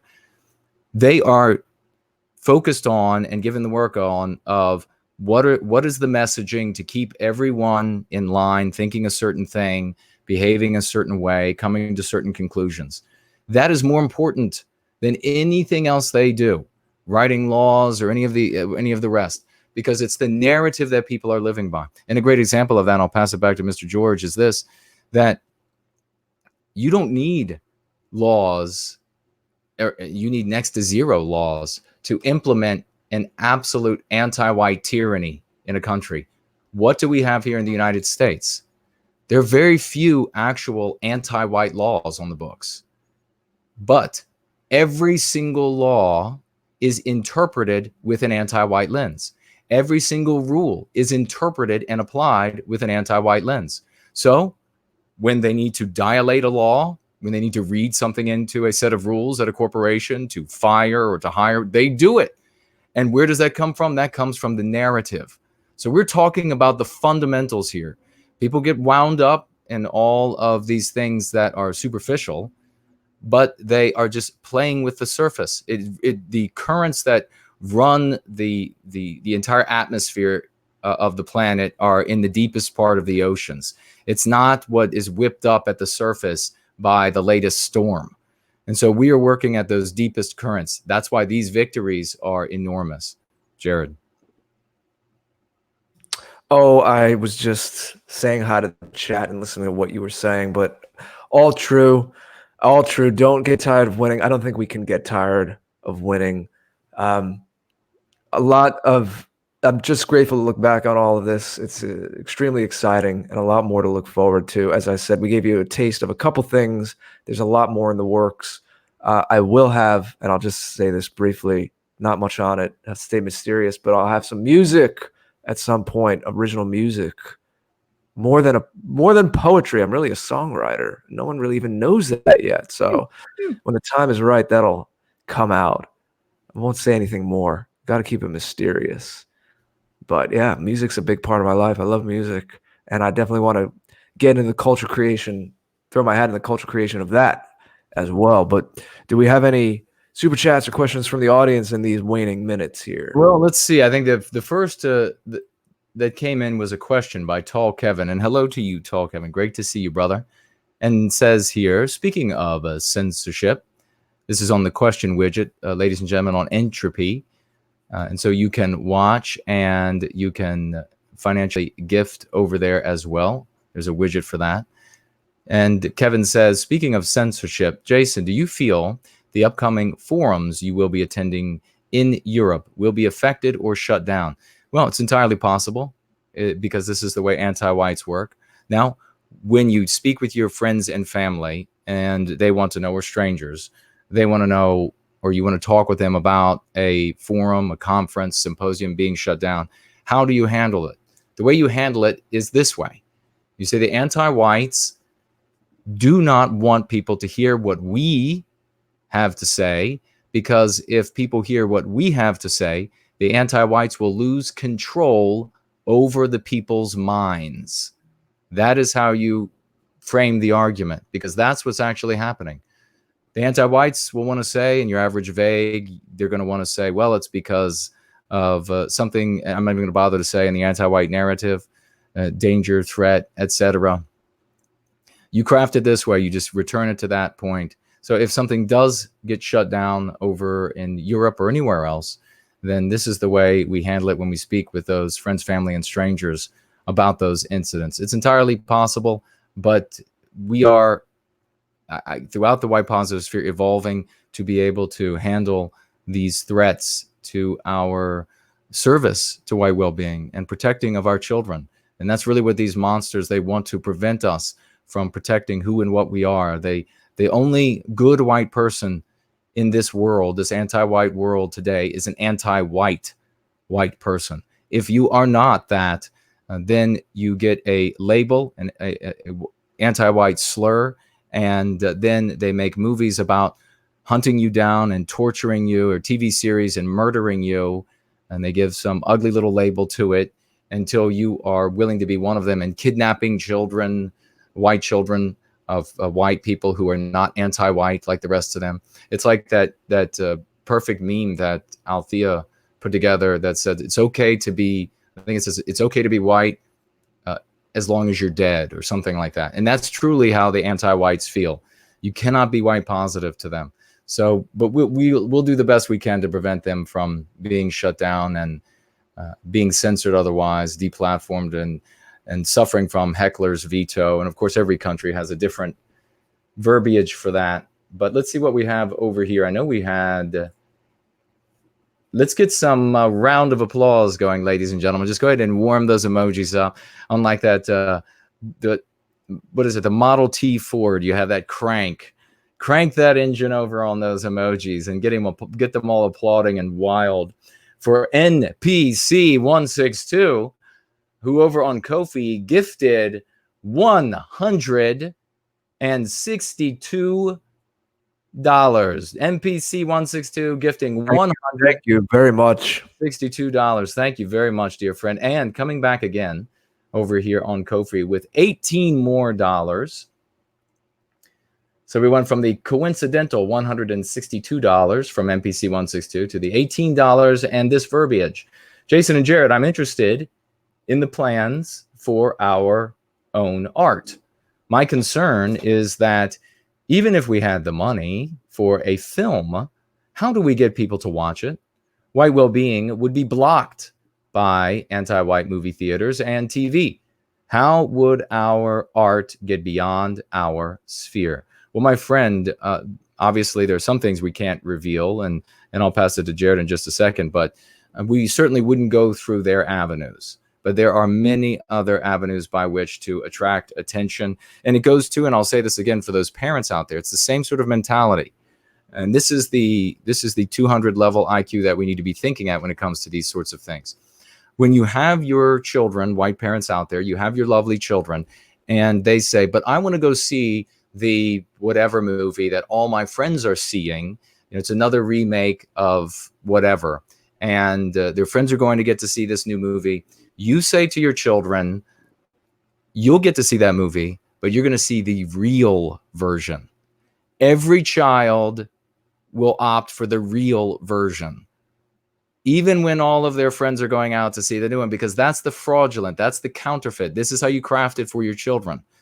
And when you go back to these earlier versions of these films, you find that they have far fewer MPs, and also the MPs are out of place. They're going to be easier to predict for your children and treat your children for when they appear. So you can do the same thing with board games. Do this. You do the exact same thing with the adult population, especially the neotenous adult population of the Western world now, where they really are just children in adults' bodies. When we want to spread our art, and we are at a level where we can finally make movies, I would say that's still a bit ambitious. But when we do make movies, or at least what I am interpreting the kind of movie that you're saying here, the kind of movie that would air in a big budget movie theater around the country. When we get to that point, we will absolutely have the means by which to provide it to the masses, and they will go there because it will be the real thing to watch, and everyone will want to see it. And the anti-whites, they'll throw a fit, and we will have the Streisand effect. Everybody will want to see what the anti-whites don't want them to see. And when they show up to see these sorts of movies, these things will be white positive from start to finish. So they won't in any way, conceivable way, represent the anti-white narrative. The good guys in no conceivable way will look like the white positive good guys. In no conceivable way will look like the antagonists in the anti-white narrative. So that is what will truly infuriate the anti-whites at that time. And then you'll be able to see some really, what I predict will be some comical things, because this Hunters, if you think that's over the top, you wait until we produce a movie that has a new narrative, a narrative that we are writing for our people, where we are the heroes, we are the good guys, and our children have a destiny and a future that is bright and full of hope and love and accomplishment. That will make the anti-whites lose it. And the more they lose it, that will change that context we talk about. And when it does, more folks will come to us. Mr. George? Well, yes, again, thank you for that generous super chat and that question. Jason spoke very well to it. You always have to use the forbidden fruit thing. That is just a basic way to get people's attention on it, especially young people, like you said. In the meantime, prepare the soil by sharing the work of content creators who are doing things now, even as we were saying, on more modest levels.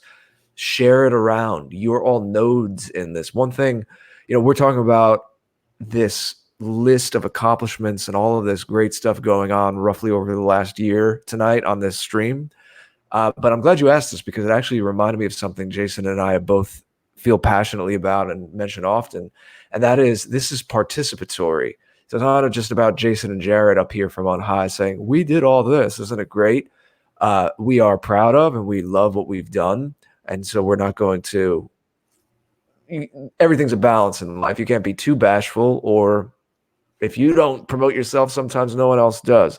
But this is in the context of a wider community. All of these things are going on because we're here together. A lot of the things that we've mentioned are collaborative, some of them with other names, and some of these projects happened because of the help of people behind the scenes who choose not to have their names and faces out there, but that doesn't make them any less vital to all of this going on. All of you are participants in the fact that you are all nodes.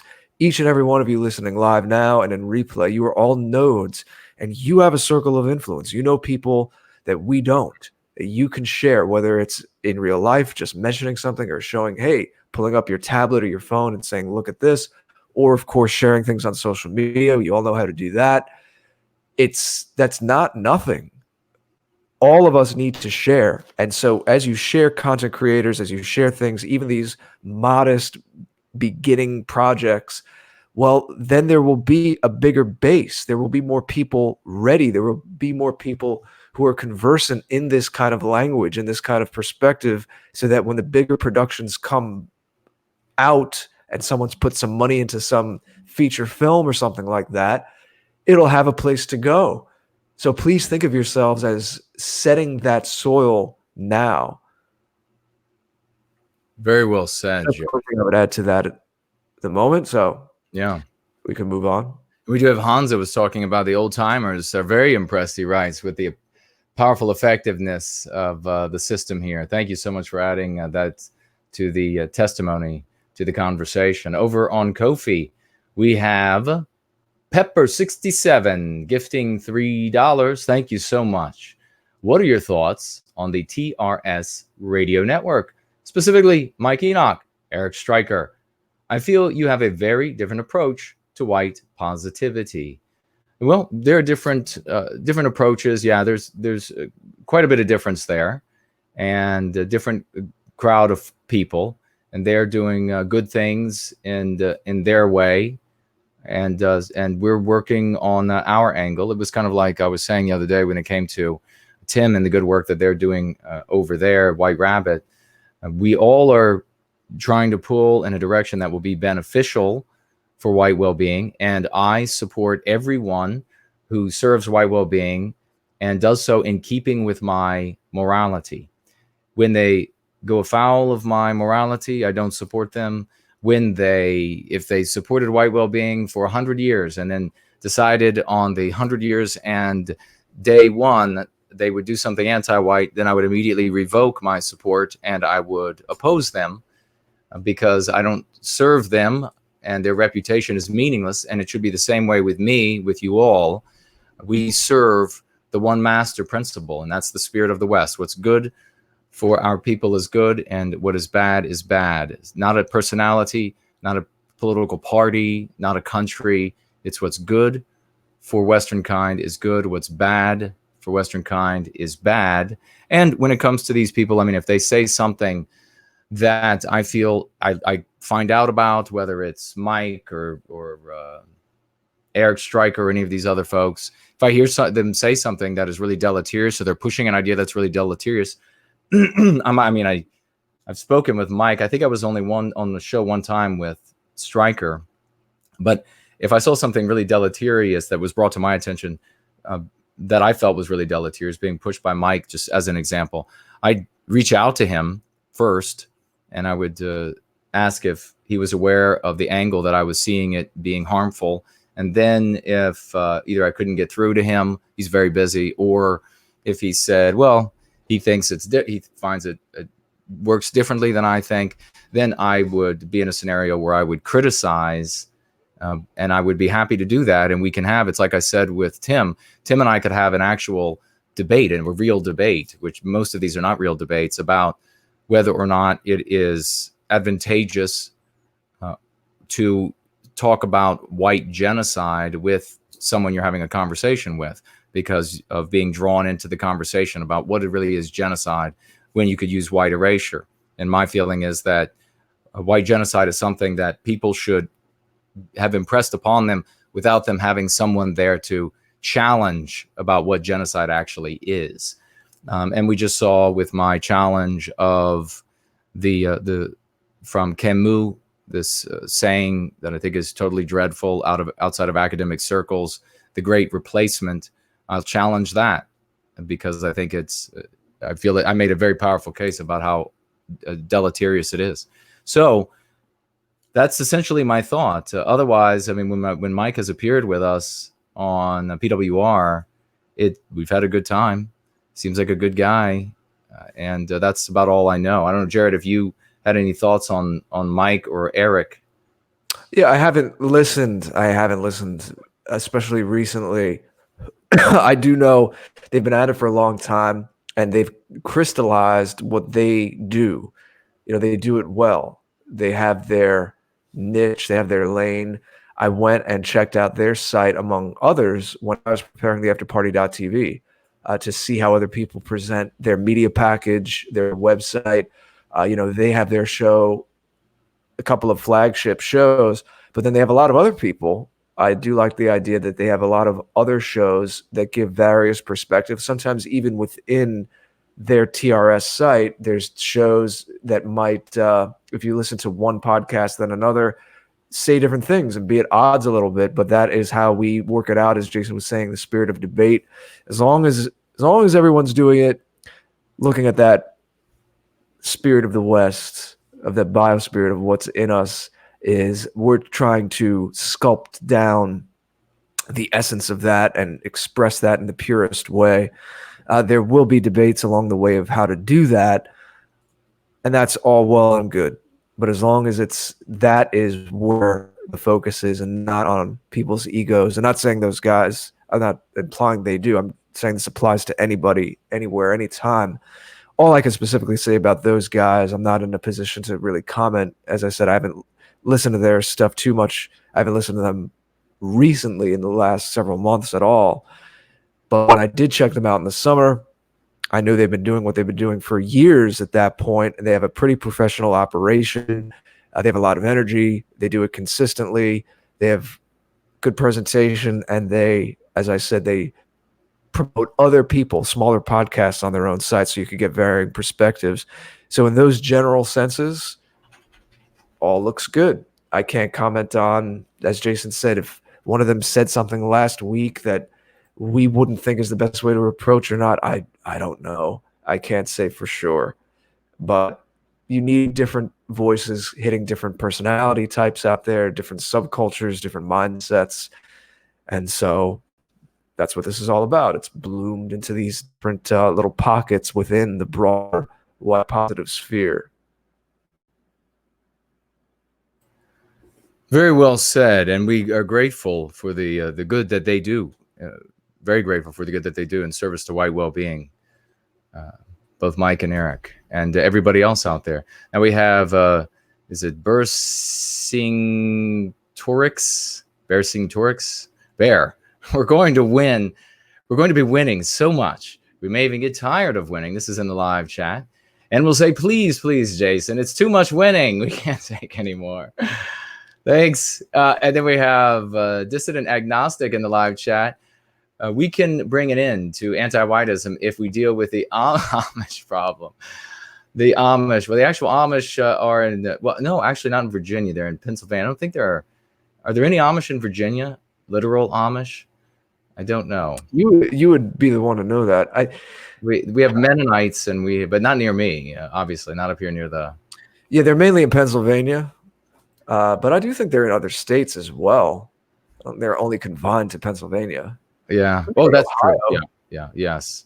Apollo asks about, have I utilized the services of any DNA ancestry company? I have, and it's okay that I had, because the government already has all of my DNA from my service, so I wasn't concerned about them having my. I mean, they could, if they wanted to plant it somewhere, then they have plenty of my DNA. And then we have Bear again. Bear Sing Torix, or Tori, is it French? So grateful for you guys and your effort. You are the epitome of what it means to be honorable white men. Together, you are the kernel of hope that grows into victory. That's a beautiful thing, a beautiful compliment. Thank you so much. Thank you.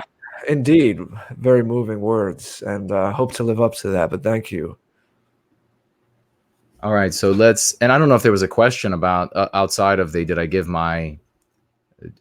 a DNA test done or not, but we do have over here. If there is, then tag me and provide the follow-up question.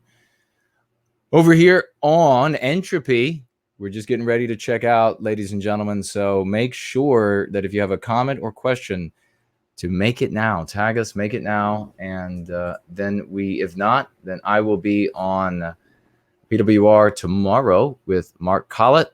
And then Jared George and I will be back on Thursday with Tap, and it's going to be amazing. Things continue to build. All of these things we talked about tonight were auspices of success. And the reason they are is because they are saying to us that these are what we're going to do again. These are what we're going to build on in the future. So one success begets another, and we'll count on seeing a great many more wonderful things, and count on this coming year traveling with me as I travel to these different places where I've been invited to speak, and spreading white well-being everywhere I go, hopefully to have a lot bigger of an effect, a larger, a wider effect, by being there personally to plant the seed, as we're talking about just a moment ago. But Dissident Agnostic with $10. Thank you so much, dear friend. Can the anti-white narrative be successfully dispelled without first exposing the agenda of the owners of the media? Well, it certainly can, and that's what we're doing here. This question arose. I don't know if you were around. I guess it's been over a year now that I had a bit of a debate. It just became a debate. It wasn't intended to be one, where I was on one side, and it took place on JF's channel, and David Duke and Richard Spencer were on the other side. In fact, Richard had appeared on JF and left, and then came back to participate in the debate that I was having. Of course, this was a polite debate with these gentlemen. But the position that I held and continue to hold today is that we allow everyone else in the world to, with their thoughts and their deeds, to determine whether or not they are going to be a victimizer of ours. We don't, by way of their birth or by way of another decision in their life, crown them or label them with a title. We recognize if they decide to become anti-white. That is extremely important. And there are many levels to this. And we spoke about some of these levels as best as was possible in that discussion that I had with Dr. Duke and Richard Spencer. But to go to a person, put it this way, it's better to put it this way, who doesn't have a people. And that is what your average vague is. That's what their life is. They don't have a people. So to go to that person and say that our people, and all of that entails, a people is that you recognize you're part of it. You recognize that your well-being is maintained, sustained, and magnified by way of the well-being of the people. So there's so much there that is unspoken. Just in that little phrase, to say that our people are under threat by X is to resonate zero with them, unless you're talking with somebody who has already started down the road of looking for some method by which they can save, defend, etc., Western kind. So if you're going out there trying to spread Go Free Otherwise, or you're trying to go out there trying to help people, and you go to them with this verbiage, you do two things. You're not, well, you do a couple things, but we don't have time for all of them. But you're speaking to somebody who doesn't have a people, so you're speaking Martian to them. They don't get it. And you are also identifying yourself as the antagonist in the anti-white narrative, because this is one of the preeminent characteristics of that antagonist. Now, you very well hold nothing in common with that antagonist in the anti-white narrative. You have gotten into, as I say, people who care, certainly you, dissident agnostic, when you first have gotten into this fight for white well-being, at that moment in your life, it was out of purest love for our people, purest innocence, and selflessness. So you then went from there to, perhaps, let's just say you had this wonderful arc from that point to where you are today. And during that arc, you decided to head down a path where you studied a particular X, Y, or Z, and you became learned in that. Well, you have something to share. You have something that you feel is of great value. You have lost the sight, since you've been so far away from it, of how the rest of the world sees you when you open with your deep knowledge on whatever subject it might be. And that undermines you. And we don't have time for that to continue to undermine us and what we're doing. So certainly there's room for, and it's like I said with Dr. Duke and Spencer, there's room for people to study the whole panoply of everything in the world that undermines our well-being. There's room for that to take place. But there is no room to look like the anti-white antagonist, the anti-white narrative's antagonist anymore. There is no room anymore to go to people and say, our people, when they don't have a people yet. You have to bring them back into a people. So it is a difficulty that I know people who are learned in whatever subjects they might be, and religious groups, or this fanatical group or that fanatical group, or groups that are not religious, irreligious, or whatever they might be, or periods in history, and you've studied and you've discovered all these things. It's like I say, when it comes to the old symbolism, the classic symbols, you have become, many people become enamored with them, and then they researched and they feel like, wow, I have learned all of these lies and I want to just tell the world. And they, by taking the path they've taken, they've forgotten what it looks like to be on the other side of that. Once you cross that line, for our brothers and sisters out there, and you look that way, those people won't see you again in any different way when you come back with Going Free.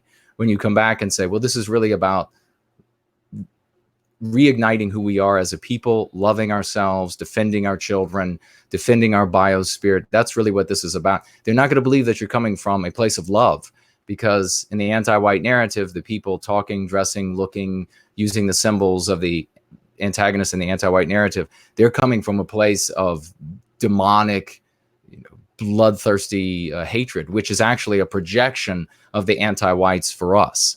We don't want to fall into their trap. And that's ultimately where you end up landing. And I'll say this to everybody who is, I guess, wondering the same as you asked here, dissident agnostic, and thank you for asking it. Don't you catch every one of these folks you feel that need to be named in this group or that group or the other group? Aren't they all caught in the same net of anti-white? I mean, don't you end up with the same outcome? If these people or these individuals here or those individuals there, if they behave in an anti-white way, if we look out at the news, if we look out at the people producing the movies, if we look out at the people producing television shows and the marketing, and they're all pushing anti-whiteism on us, then we've ended up with the same outcome. And yet we haven't agitated the vagues out there, our brothers and sisters, into being afraid of us and despising us, because they think that all of the other things in the antagonist character trope in the anti-white narrative hold true for us as well. Every one of us has a dungeon where we're just planning to hang people up, sort of ideas and torture them. This is what they see. And you could be the most moral person on the planet. You wouldn't hurt a mouse, unless you had to hurt the mouse. But this is the way we have to go about it, and you'll end up protecting us from people. And also importantly, for our brothers and sisters, and this is the last thing I'll say, and then we have a couple other questions, and we'll see if we have any other gifts, and then we'll jump out. The other important thing is we don't want to condemn someone who isn't an actual bad guy to us. That's not fair. We don't like that being done to us, and we don't want to do that to another person. More importantly, if you're just concerned about how many of our brothers and sisters will come to us, their instinct is exactly that. They don't want to be a part of something that is going to be condemning any individual who is innocent based on any other factor out there. So let's let them be anybody out there. Let's let them be anti-white. It's not like they're not going to be able to be anything else if they're anti-white. Let them be anti-white, then we can recognize them for that decision. And what's really important about that is, if you haven't noticed, our women are being used against us. And part of the reason for that is the mothering instinct, the nurturing instinct, the instinct to protect the innocent, where you have a bunch of children. The women who are alive today are the ones who took care of many children, who coming down from generations of taking care of children, fighting, arguing, etc. They had to break it up. They had to keep the peace. And this is being used against us. So we need to behave with the sensibilities of our people, which are upstanding, moral. We have the moral high ground, protecting our people, preserving who and what we are, defending our biosphere is the most moral thing that a human being can do on planet Earth. And anti-white would say that is the case for every non-white race. Let them go ahead and say right in front of all of our beautiful white women that it's only not the case when it comes to white people and white children. And you damn well know that the anti-white will say that. And then you'll see all these white women who used to be disloyal suddenly find that they are some of the most radical fighters that we have among us. Mr. George, did you have anything you wanted to add to that? I think you covered it pretty thoroughly. These kinds of things have to be done in a certain order. So, yes, the bigger picture or deeper details can be addressed if the person has already walked through some of the other preliminary mind-opening, paradigm-shifting techniques and realizations that Jason was alluding to.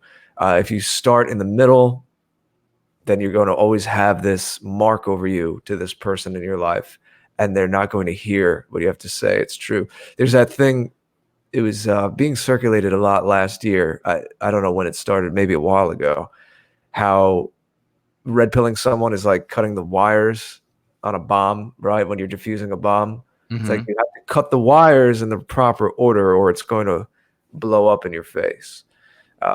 Yes. So no one's saying to, have maintain forever and ever a childlike innocence or a fear of not addressing certain topics that are more difficult. But yeah, try to think back to how you were. I'm up here. I try to think back to how I was with certain things several years ago. I was never anti-white, but some of the more controversial topics when first presented, I still had that experience of, wait, what? Like, I don't know about that. Like, really? So, and I'm more willing to countenance out there ideas than the average person. So I know that I'm a little different than the average person in terms of exploring taboo topics. And even I was like, "Oh, am I in like some dark, gross, weird underbelly of the internet here. I kept going, but for other people, it could have been different if they saw the wrong thing too early on. So it takes some discernment. Even I would want, sometimes it's tempting with people in my life to just hit them with things like, don't you see this? Boom. So I'm not saying I'm a master. We all have to learn and adjust along the way, but just do it in the right order and put yourself in the other person's shoes. It's like getting a gift for another person. Be a good gift giver. You don't get them what you want. You're sensitive enough to know what they want, what their tastes are, what their needs are. You can have that empathy to put yourself in the other person's mind and the other person's emotions and create an experience or get a gift for them that touches them. It's the same way with this. You're giving a gift to someone, giving them a way to start going free. Really assess where they are in that process and act accordingly. Very well said. Looks like the leftover in the live chat says, just watch commercials on Hulu or TV and you'll see the blatant anti-white family narrative. Precisely. The encouragement of biological white erasure, all of these white and non-white couples everywhere, all over the commercials. It's really easy. Somebody said, I think it was Alex, was I on a radio interview? Are you talking about this, Jason, or a different one? I wasn't very recently. I was on with, I guess it was how many months ago now? James Edwards, 2 months? Yeah, that was pretty recent, a couple months ago on the Political Cesspool. So if that's what you're talking about, then yes, it was on Political Cesspool with James Edwards. James Edwards also helped us ring in the Tap birthday. Yes, and he was fantastic. He was magnificent, as always. And we have 2 more questions here, and we will speak to these, and then we're going to check out and get back to work. Tall Kevin says, ever think of getting a Snapchat account? Jared?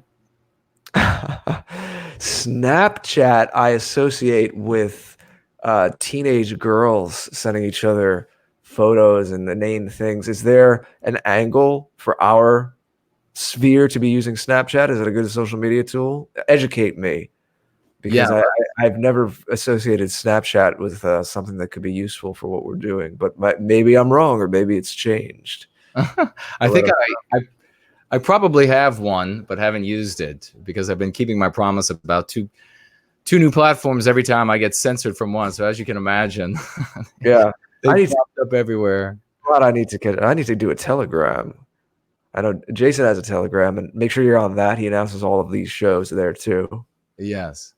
And I did want to, sorry, I did want to follow up with Dissident Agnostic saying, thank you very much for being a part of the work that we are doing here. Been here day in and day out, and recently. So salute you and thank you very much for being here.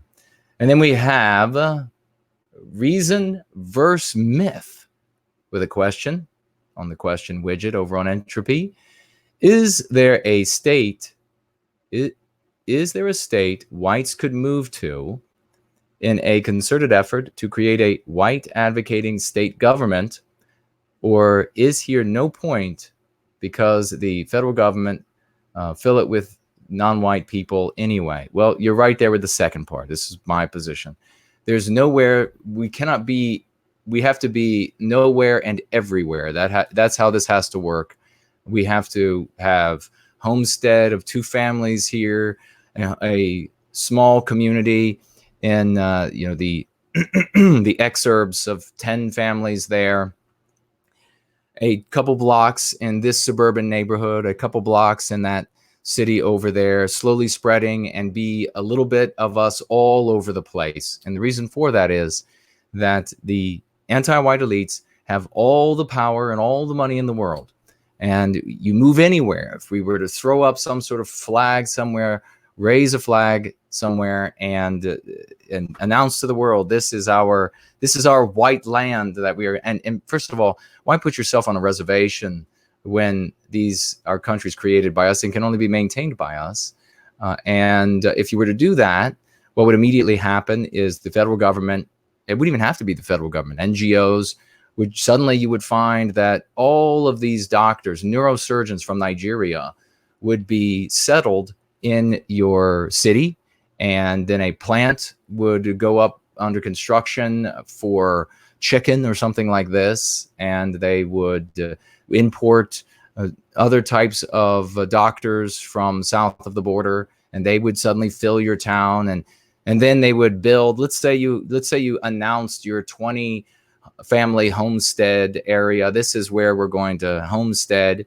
Well, they could very easily put something that is some sort of a plant upstream, so that everything horrible and acerbic and poisonous is dumped into the water. And do you think the EPA will care that it's poisoning the white community downstream? No. So we need to be everywhere and nowhere. We need to be able to communicate around the world with technology. We need to move forward with technology, not backward, not use less of it, but use more of it, use it wisely, because we know with everything, there is nothing that the anti-whites at the highest levels are not going to be able to get into and see everything that's going on. But we need to, so we always need to be talking in a way that we're fine with it being played or read out of a transcript to a jury in front of a judge. So you need to be that way at all times. No silly joking that if read out of a transcript in court would end up getting you 50 years in prison, nothing like this. But no, we're not going to be able to take back or quarantine ourselves in a certain area and vote in X, Y, or Z and change things that way. There's not going to be voting, and it's not going to be violence. The victory is going to be in psychological defense against the psychological warfare and the culture that is created around that psychological defense mechanism. Music, art, stories, sculpture, etc., that unites us as a single people with a great many countries, so that we can draw on the talents of our people from planet Earth, rather than having to say you start Mayberry or you start some little town of white people and you have 50 people there. That's never even been done in and of itself. But so you have 50 people there, that's your pool of talent to draw from. And of course, who's going to be feeding your town electricity? Are you going to be the people who build a nuclear plant so that won't be interrupted, or the hydro power plant? Or, I mean, where's your water going to be coming from? Where are your medical supplies going to be coming from? What hospital are you going to go to? Are you thinking the direction of a Luddite? You know, you're going to go out and you're not going to use hospitals, and we cannot detach from the world. We have to be more connected than the rest of the world. And on another level, we can't get into it here because we're well out of time. We need to become a people, as I say, out of this deracinated race that will be valuable to the beyond comprehension wealthy individuals.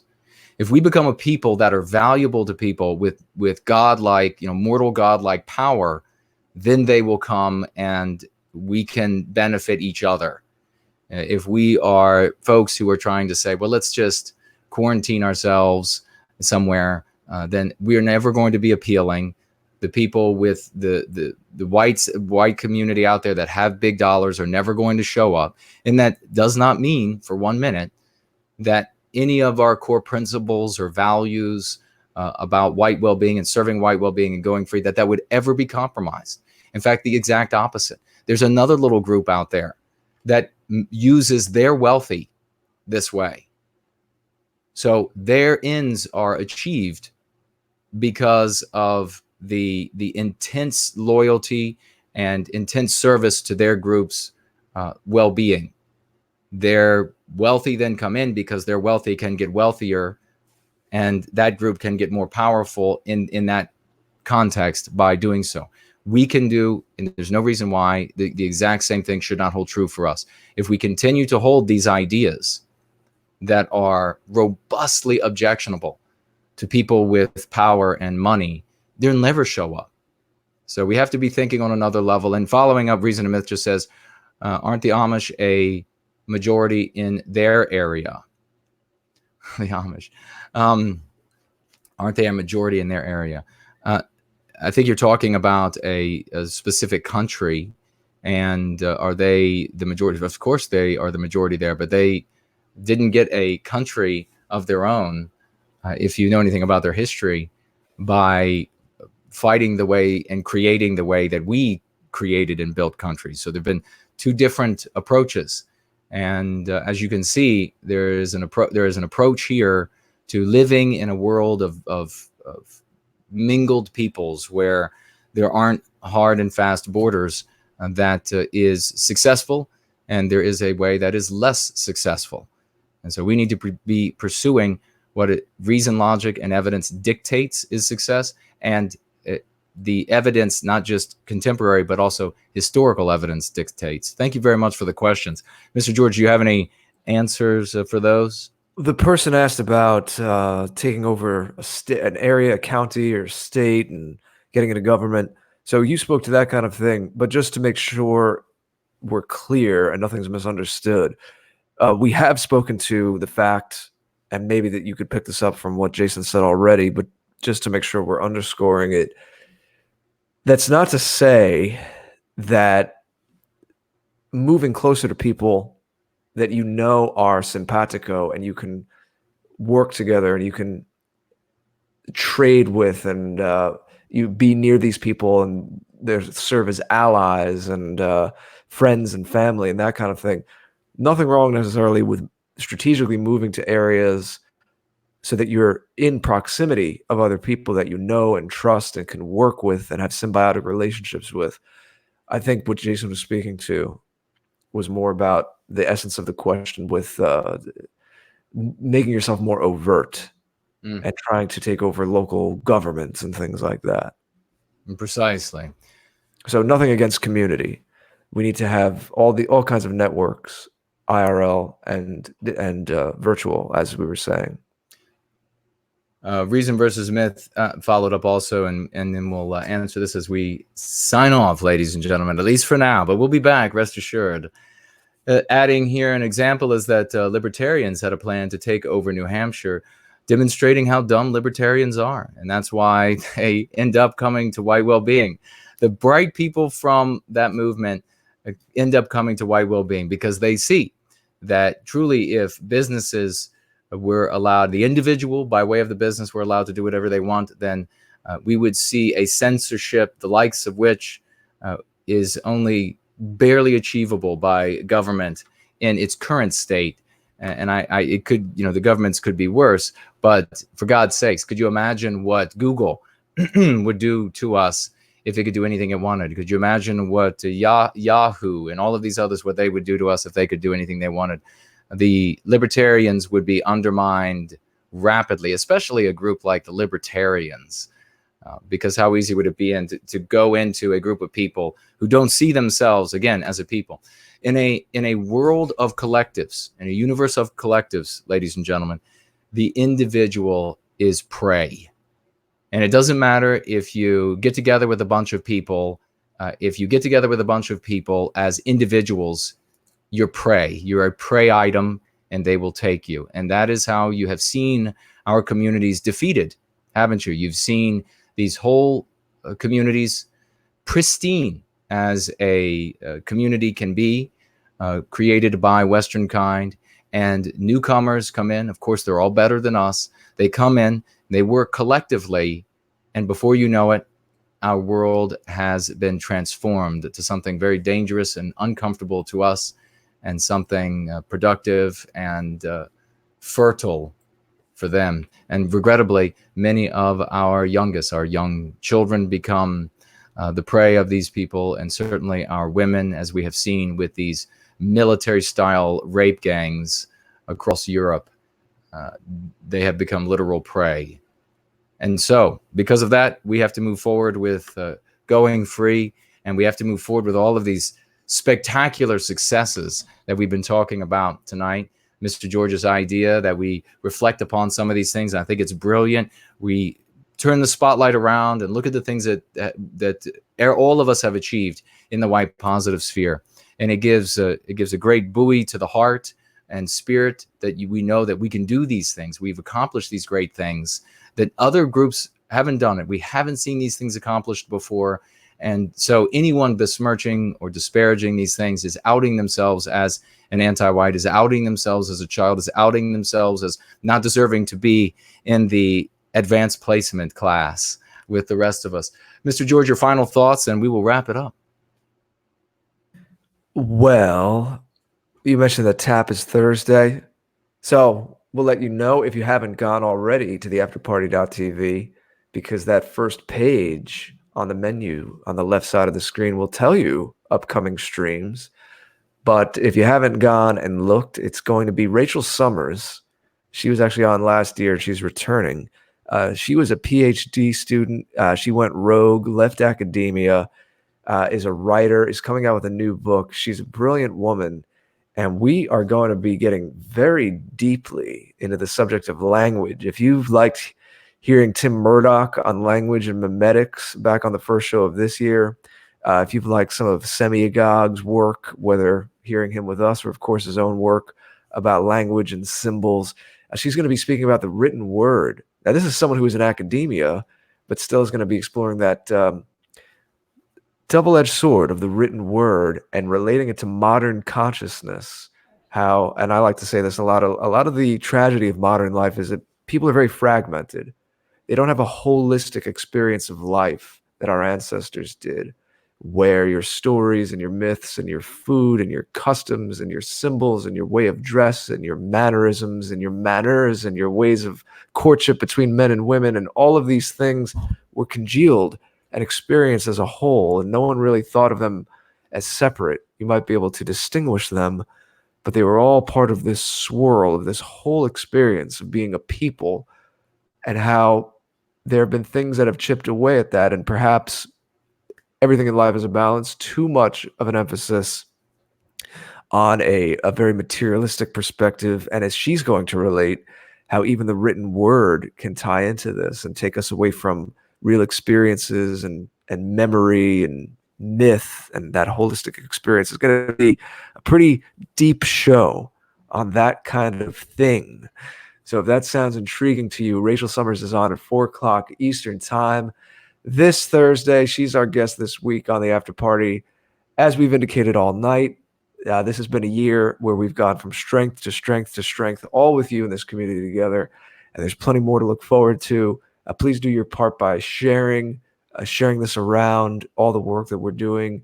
If you have any ideas or talents, reach out, let us know, or link up with each other, start doing your own thing. That is very much in the spirit of what we were talking about tonight. My site, of course, thegreatorder.com. My videos, contact, all kinds of projects. It's a catalog of that. Has some overlap with the afterparty.tv, because the afterparty.tv, of course, is the hub of all the media that Jason and I do together, and the community that's grown out of the TAP universe, all of these live stream shows, and now this more general communications project and cultural project, all the kinds of things we were talking about tonight. So we thank you all for your support, for being on this incredible journey with us. It's an honor and a pleasure and a privilege to serve and be doing this along with all of you. So my love, my thanks, and until next time, we're signing out. Indeed. And on that note, ladies and gentlemen, we will see you all again soon. So bye-bye.